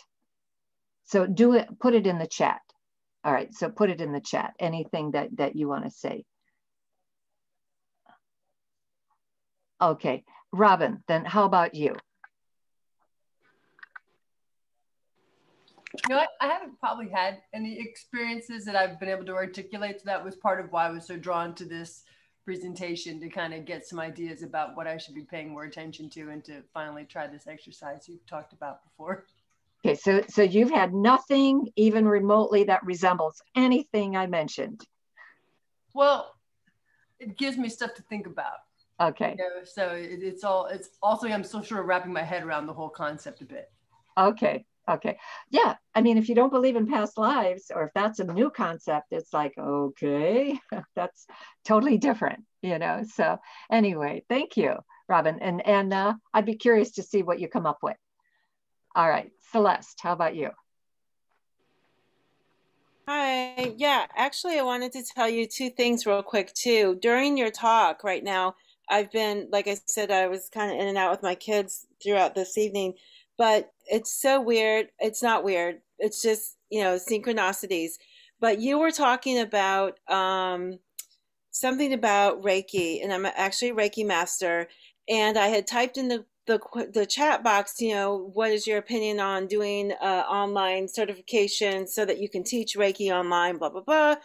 And I kid you not, right after that, I was multitasking. I opened my email, and there was an email from this Reiki master that I know inviting me to do an online level 4 Usui Reiki, Holy Fire Reiki class. And I was like, oh my gosh, it's not a coincidence, but that's neat.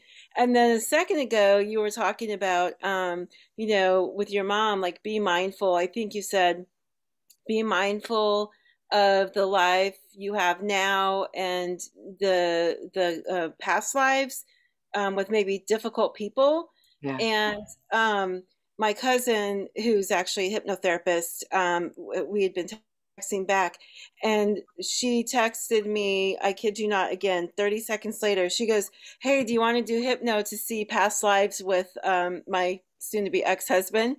And I was like, yeah, I do, because he's one of those difficult people. She's like, I think that you've had other lives with Tony, and that will help you understand what's going on now. So I just wanted to tell you that the synchronicity of those two things happening right now, and then your energy is really beautiful, because I've never met you before, but your energy is really beautiful even through the screen. So I really appreciate that. But I have had past life experiences through hypnosis.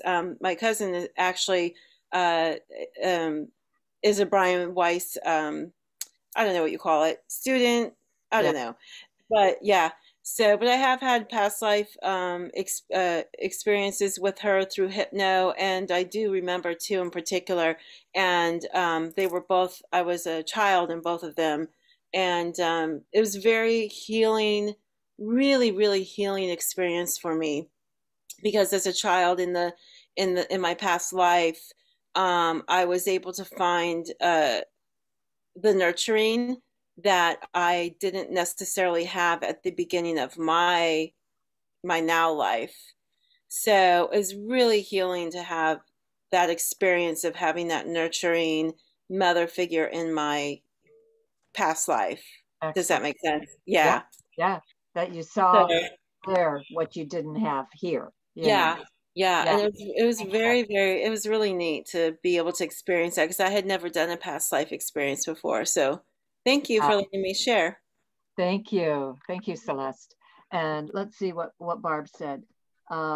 She said that Today, my PT, physical therapist, asked me about a dream. She was standing on a dock and an octopus enticed her into the water and took her to the depths. She remembered feeling very cold. I told her I'd look up the meaning of octopus totem, but she said the coldness is what had deeper meaning for her, not the octopus.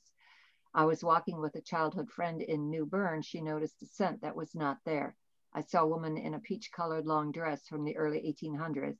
I interpreted that we were together in New Bern at that time, and we knew this woman. Totally, yeah. Thank you.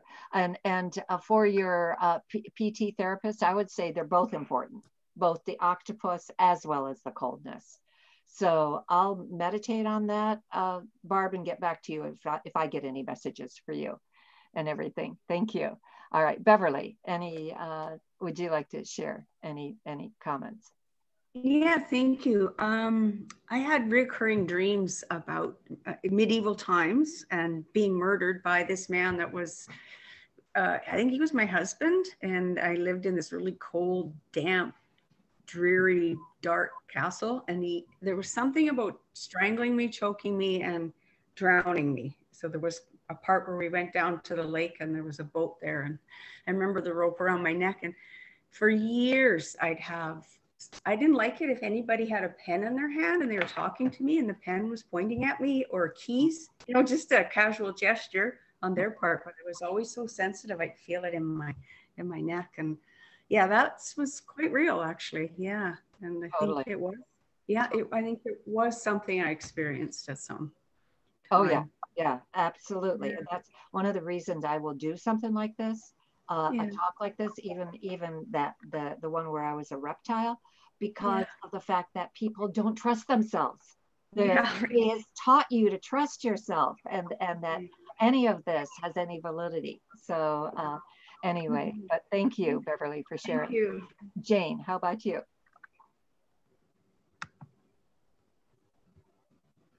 As a child, I had tons of deja vu, tons of that. Nothing that I can remember right now. I did for a while, many years ago, hypnosis regression, and I actually didn't see myself, but I saw my husband and in another life. And then recently, just before he died, that vision kept reoccurring to me. And I kept saying, I know, he's going, and dreams. Yeah, I've had dreams that I knew they weren't dreams. They were past lives. And but that's the extent of my experiences. Well, and that's a lot. And that's what I call dimensional dreaming, because you're actually in the dimension that happened. Because like I said, all of this is going on at the same time in the same place. And we just call it past because our logical mind has to put a time frame to it. So anyway, but thank you. Thank you, Jane. Wendy, how about you? I've had a lot of breakthroughs. That's how I experience them, where I just have the flash of the memory. And for me, it's about noticing when you feel, when you're feeling like you should, you're having such a radical different feeling than what is going on around you. Yeah. And for some people, you might call that disassociation. But for me, once I really go into it, especially through meditation, I can access those dreams. The giving healings and receiving healings are also another way to break through. And I've had a lot that way.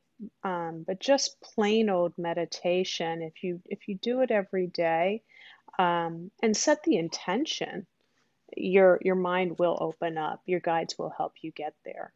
Absolutely. If that's a big desire. I've had it as even driving, where I've had flashbacks to another time. Yeah. Yeah. I agree. There was one time where all of a sudden I realized I didn't know where I was. Mm. I mean, I'm driving on the Beltway. I don't have a clue where I am or where I'm going. So I realized that I had somehow escaped, you know, or time and space, you know, crossed and everything. Right. So, Right. anyway, Yeah. A couple examples of that is it took me 10 years to force myself to go to the Holocaust Museum. I had felt such an overwhelming guilt from that time frame, and my family is Jewish German, so and we've been in this country for many generations, way past the time frame when people were in Germany. Another time I was sitting in the bathtub meditating, and all of a sudden it was like, okay, excuse me folks, I said, shit, I can't believe I came back as a human again. And I was just so angry because it was, being human can be really difficult. Oh yes. Oh yeah. The you know, that's interesting that you say that, because Neil Donald Walsh, when he did his books Conversations with God, he mentions that you have HEBs, highly evolved beings, that, and you can come back as a highly evolved being. He says there are so many easier places to incarnate in this universe than Earth. Earth is one of the densest, it's one of the hardest. So give yourself a pat on the back for even here. Well, we get to enjoy one another's company. True. Okay, thank you, Wendy. Appreciate that.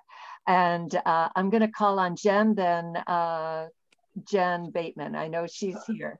Hey, Alice. Hi, sweetie. So I've had a lot of past life visions and stuff. The most recent one was yesterday, and it was pretty wild. And then I looked at this group and I saw this was the topic tonight, and I'm like, this is no coincidence. So on Sunday, I was at a healing fair and I got a free reading from Intuitive. And she was basically telling me, you know, the reason you're in this difficult transitional phase is because you're having trouble clearing out some karma from a past life. She kept saying she saw Atlantis for me, and you know, and so I was kind of meditating on that and trying to think, okay, like what would that look like? How would that feel? Some of these weird feelings that I get, like, what's the message? Like, what am I supposed to be doing with this information? And then yesterday I came home and I was so tired that I needed to take a nap, and I never nap. And so when I napped, I had this crazy dream where it was a dream about another healing event, and all my healing friends were there. But basically what happened was, someone was like, hey, there's a spa package. Do you want to get in on this? It's free. And I was like, sure. So I jump into the water. I'm very connected to the element of water. So I jump into the water, and I immediately just feel like relaxed and calm. And then there's all these people that they look like humans, but their eyes are all glassed over. And like in my mind, I was like, they're aliens. But they put me in this like cart type thing, and they were wheeling me around, and different people were trading me off and just wheeling me all these different places. And it sounds really weird and creepy, but honestly, it was so relaxing and so comforting that, like, during the dream, I could barely stay awake, because I was like, wow, these people are taking care of me. They're giving me the healing I need. And so I'm wondering if that was kind of like a breakthrough from like healing some of these karmic past life things that were talked about the other day. So just really interesting.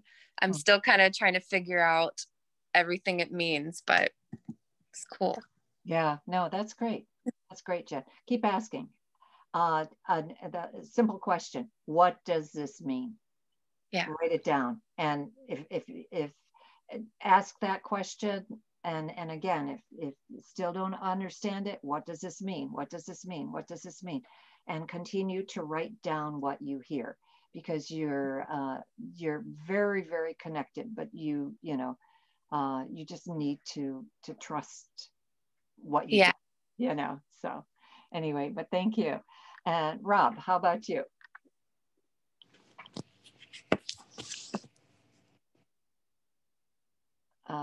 Unmute yourself. There we go. Yeah, there you go. Okay. Growing up, I always had this affinity for Merlin. And to the point where, I never really studied about him or anything like that. But even my mother, when I was younger, gave me a figurine of Merlin. Wow. And I met a guy at an event years ago, and his name actually is Mark Pritchard. My last name is Pritchard. And he does, I think he calls himself an anthropologist psychic. So he will actually go out to places and then sit down and figure out everything. And then he goes back and finds evidence to support it. But he had actually traced our last name all the way back to Wales and traced it back to the Knights of the Round Table. And we were there with Merlin and everything else. And I'm like, this is kind of weird. So that's one little thing that I wanted to put out there. But then also, you mentioned reptilians. I've had a reptilian showing up for years, to the point other people have actually seen him here. And it was about 1.5 years ago, he showed up and he wanted to take me. I said, no, I got free will. You scare the heck out of me, I'm not going. So I wanted to throw that out there about the reptilians. But I've been working on a meditation process for about the last year that's been downloaded to me. And it's funny that I signed up for this and last night it happened. So it's a combination of heart math, Joe Dispenza, Bruce Lipton, Tony Robbins, it's Bander, and it's a combination that all just came together for me. And it's all about the frequency and the vibration of something, holding that, and then waiting to see where the mind goes. And it's all about finding that one little place where that snippet of time of where you're happy. Well, last night I found myself in the quadrant of my heart for love. And all of a sudden the shoe dropped and it went to betrayal. And then I realized, oh my God, these are both in the same quadrant of the heart. I mean, talk about duality. But I stayed in that place of betrayal. And what happened was a past life memory came up. And I saw what appeared to be a woman's hands opening up a vial and poisoning me. And I was like, okay. So then I'm also a theta healer. So I went into doing a little bit of theta. But it was so pronounced to me and so riddling. But it was just staying with it and saying, okay, time to heal this one. Wow. Wow. That's great. Rob, aren't you one of our speakers in August? Yes, I am. And I'll be talking about this process. Okay, great. Great. Because all of a sudden when you said Rob Pritchard, I said, I know that name is coming up, so thank you. Well, that'll be exciting to listen to you. Thank you. Wonderful. And Rodrigo. Hi, Alice. Hi. Yeah, I've had a lot of past life experiences. I normally write them down, and I've seen about 52 lives so far. Wow. It's very interesting. And the interesting part is that you can get a snippet of a life, but don't think it's over. Like there's one life where I was a Templar Knight, and I've been able to revisit it almost like in different chapters, in about 8 different regressions, and sort of piece the story together and finally understand the time frame and what happened and what the lesson was. And once I developed that consciousness about the lesson, any pain that I felt around it just went away. So it's a very powerful tool. I do it a lot with my clients. Almost, on most clients, I end up discovering that they have, several fairly ancient lives, and then eventually we get to the present life. But even in the present life, there's like milestone moments. And you can actually find out what they are. And go back to each of these. So we think that it's just the other existence that is affecting us. And really it can be several key dates in the present existence that is affecting us, and they can be cleared. Yeah. Totally. Totally, yeah. Rodrigo. That and I think the way you explained it is what I experienced Sunday when Paula led the Reiki share, and she had us do go chakra by chakra and just listen to what the chakra was telling us. Mm-hmm. And I thought, well, that's a novel approach. I've never done it that way. I couldn't get over how when I went from chakra to chakra, the chakra images would come up, snippets of this lifetime, of things that I thought, oh, those are resolved. They're still hanger-oners, that are still, there's something there that's still tripping me up, And so I thought, okay, well, I've got the list. Now I'm going to have to start working and asking them, what is it that I need to do? How do you clear it? Because when you say you clear it, how do you use your bobber with? I douse it out, but you go in and find out the level of trauma in each moment, and if I have the person in front of me, I determine beforehand where these moments are, and then it's almost as if it's a placeholder. You say, Alice, what happened to you in 1994? What happened in 1998? And it starts helping the person remember, because if you had asked them, do you recall any traumas from this life? They probably wouldn't. Right. The moment you touch that placeholder, it unravels. Yep. It's very, very interesting. Right. That's how I felt. That's exactly how I felt Sunday, and everything. So, but you describe it so perfectly, so. And there's lives that are intermingled. Yeah. I've had, let's say, a mother, a daughter, and a niece in which their past lives were all interrelated with each other. Oh, totally. In separate sessions, they just coincided in one moment that affected all of them differently. Totally, yeah. I've experienced that too. So that's right on and everything. But thank you for that. And I think Joe is on. Thank you, Rodrigo. That was really interesting, Rodrigo. I have a question, and then I have something really significant to share that was a past life regression that helped to heal me of skin cancer. But my question is, I am not able to watch movies and adventure shows, anything with, I don't know, violence, action. I am really limited in the movies I can go see, and it's over the top limited. I wonder if that could be a past life thing, because I feel like it's really happening and I'm so caught up in it, I can't do it. So what are your thoughts on that as a past life issue? Totally. And anybody else who wants to chime in, just raise your hand. But the thing I saw immediately was mob. You were involved in the mob. M-O-B, boy, mob. Mob. Yeah, in the, like Al Capone and his gang, and so I think you died literally. What I saw, Joe, for you, by having your like almost like your brains blown out. When you were shot. This is where you were shot, and it kind of exploded your head. So that's what I saw.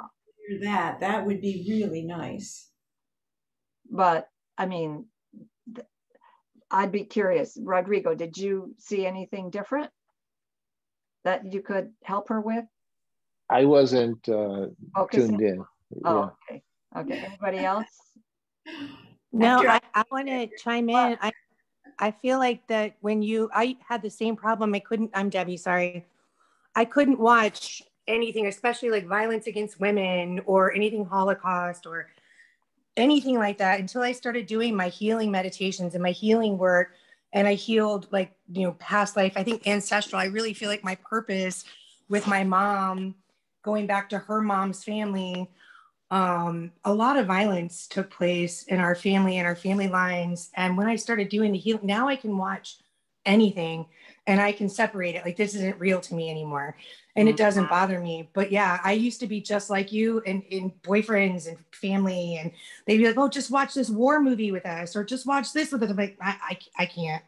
But I think it's definitely associated to past life, very much. Yeah, totally. Well, that actually is very freeing to hear that. So Yeah. Thank you both. But here's the really cool thing. Oh, wait, before we go on with the really cool thing, I think Rob raised his hand. Did you want to contribute something? Oh, yeah. I will just say that I saw a grizzly.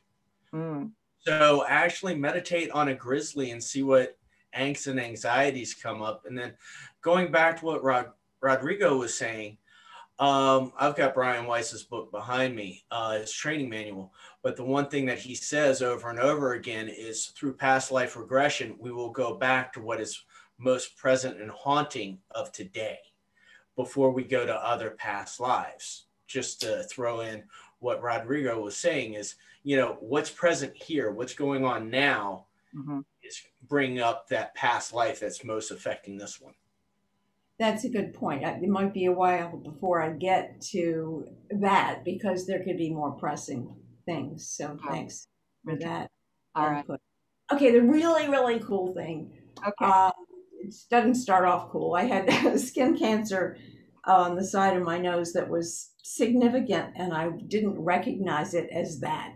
Wow. So by the time I went to get treated, the plastic surgeon said, wow, this is really, really bad.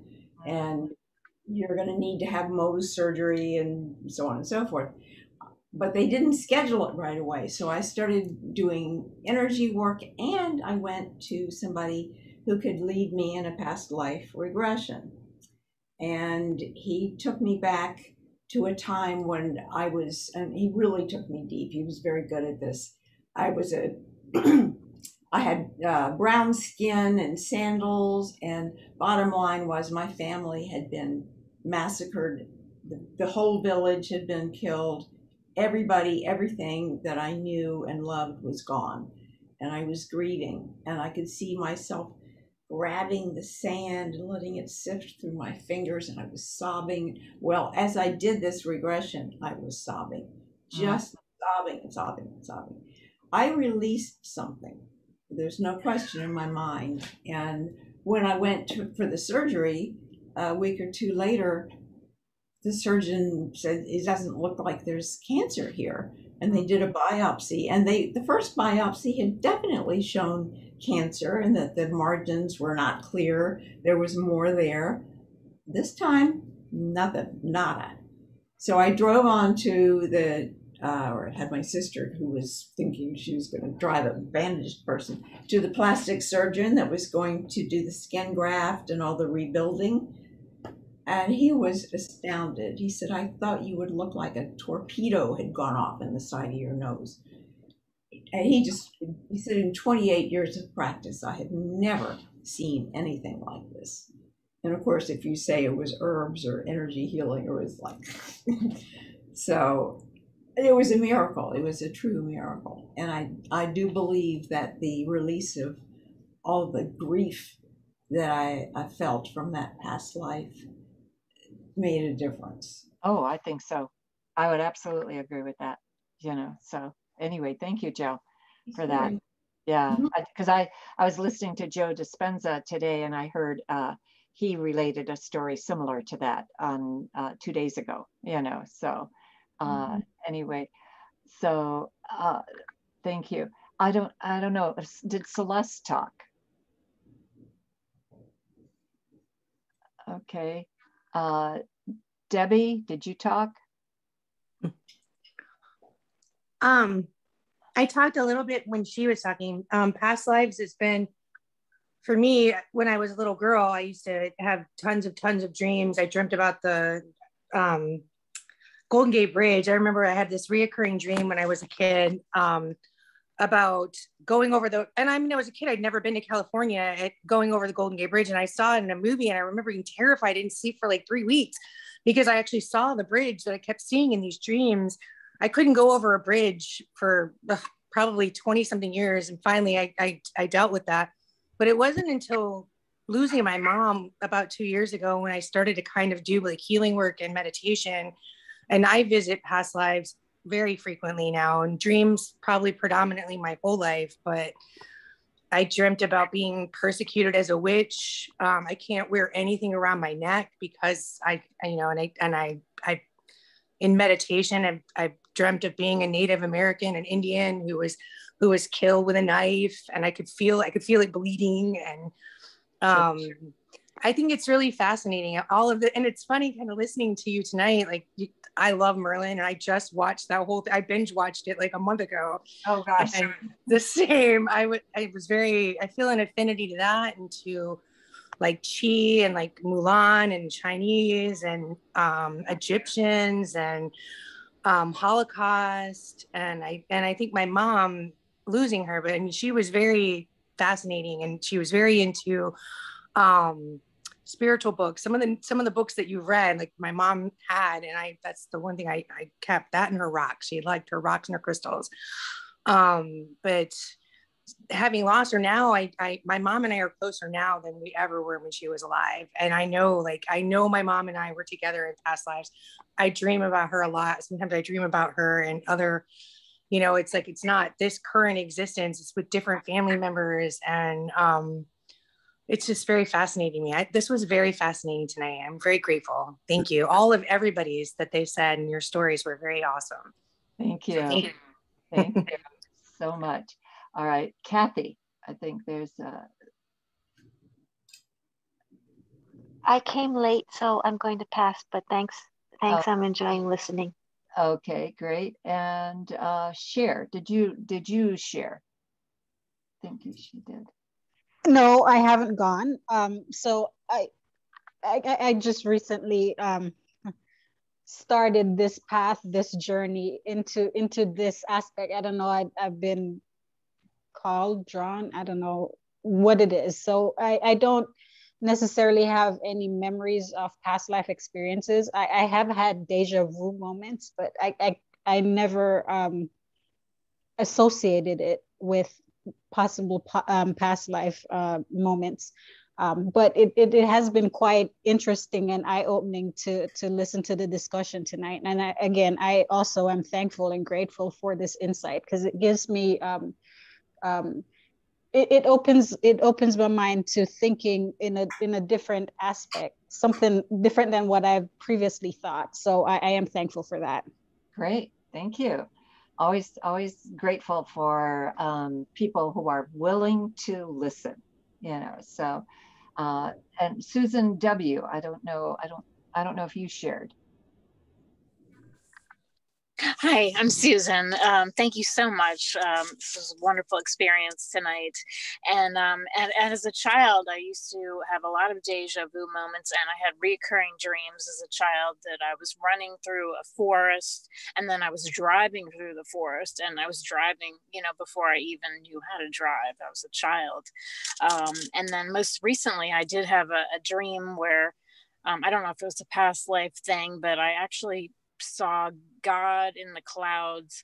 The cloud was cross-shaped, and then God, or whatever it was, was waving at me and smiling at me and putting his hand out. And then I was with my boyfriend, and we were picking out matching plates for dinner. And I'm drawn to certain things, and there's no reason why. So I'm thinking there's something from past lives. And then I have anxieties about things where there's no logical reason why I'm anxious about certain things. So I know, there's a connection there with something. And thank you so much. And my mother died a few years ago, and I feel her spirit, and I feel like I'm closer to her now. And she comes and visits me through different things. I know that's another topic, but animals and some other things. Anyway, thanks so much. Oh, you're so welcome. And is there anyone else that I didn't call on that wants to share? Okay. All right. I think I've covered everybody. So anyway, let's end with our prayer. If you'd very gently close your eyes. And since it is past 9, what instead of individual, I think I always try to finish by 9. I'll say the prayer and then I'm going to stop for a moment of silence, and that's when you will put in your personal intention. Okay, so very gently close your eyes. Take a deep breath in and exhale.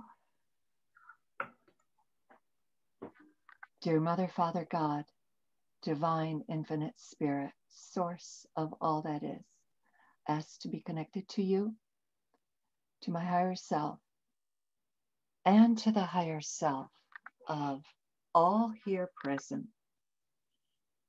And I ask for the assistance of the angels, the archangels, the ascended masters, the Reiki masters, our ancestors, our guides, all spiritual beings of light, and every being, no matter what form, no matter what dimension, no matter what universe, that comes in for our learning, for our understanding. But most especially Master Jesus, Master Buddha, Master Kutumi, Saint Francis, Saint Germain, Saint Gabriel, Saint Raphael, Saint Michael, the Blessed Mother, the Divine Feminine, Mary Magdalene, Moses, Metatron, Melchizedek, Mohammed, and Kuan Yin. And we ask for special healing for the following.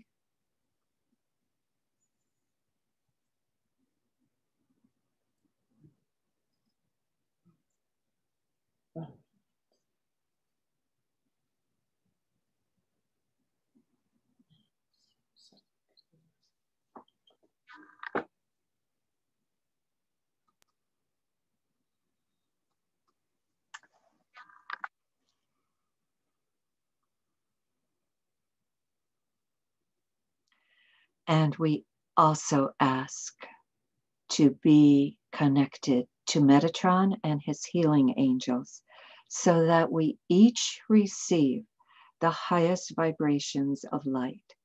We ask for special healing from the great rays, the lords and masters of the rays and the archangels of the rays. And we also thank the Elohim for their presence in our life. We thank all of these beings and all the people that were with us tonight and everybody who shared their experiences, and continue to hope and pray that maybe with just a little bit more practice and delving into past lives, that each of us lessen any fear or lessen any anxiety that we have about things that we really know not that much about. We ask all of this in the name of Jesus the Christ and in the name of I Am. Amen. Namaste. Okay. And thank you all again for being here. My next section will be October, and Wanda will be here in August and September. And you can thank Wendy for keeping us online because she will be the monitor for the evening and make sure that that everybody gets in that needs to get in. So thank you, Wendy, for that. And goodbye to all. Bye, everybody. Bye-bye. Thank you. Thank you. Alice? Yes, love.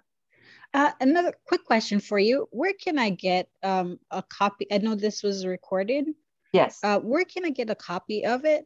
I'd like to share it with my sister. Oh, fantastic. Let me pause the recording and let me see. Do you want to stop the cloud recording?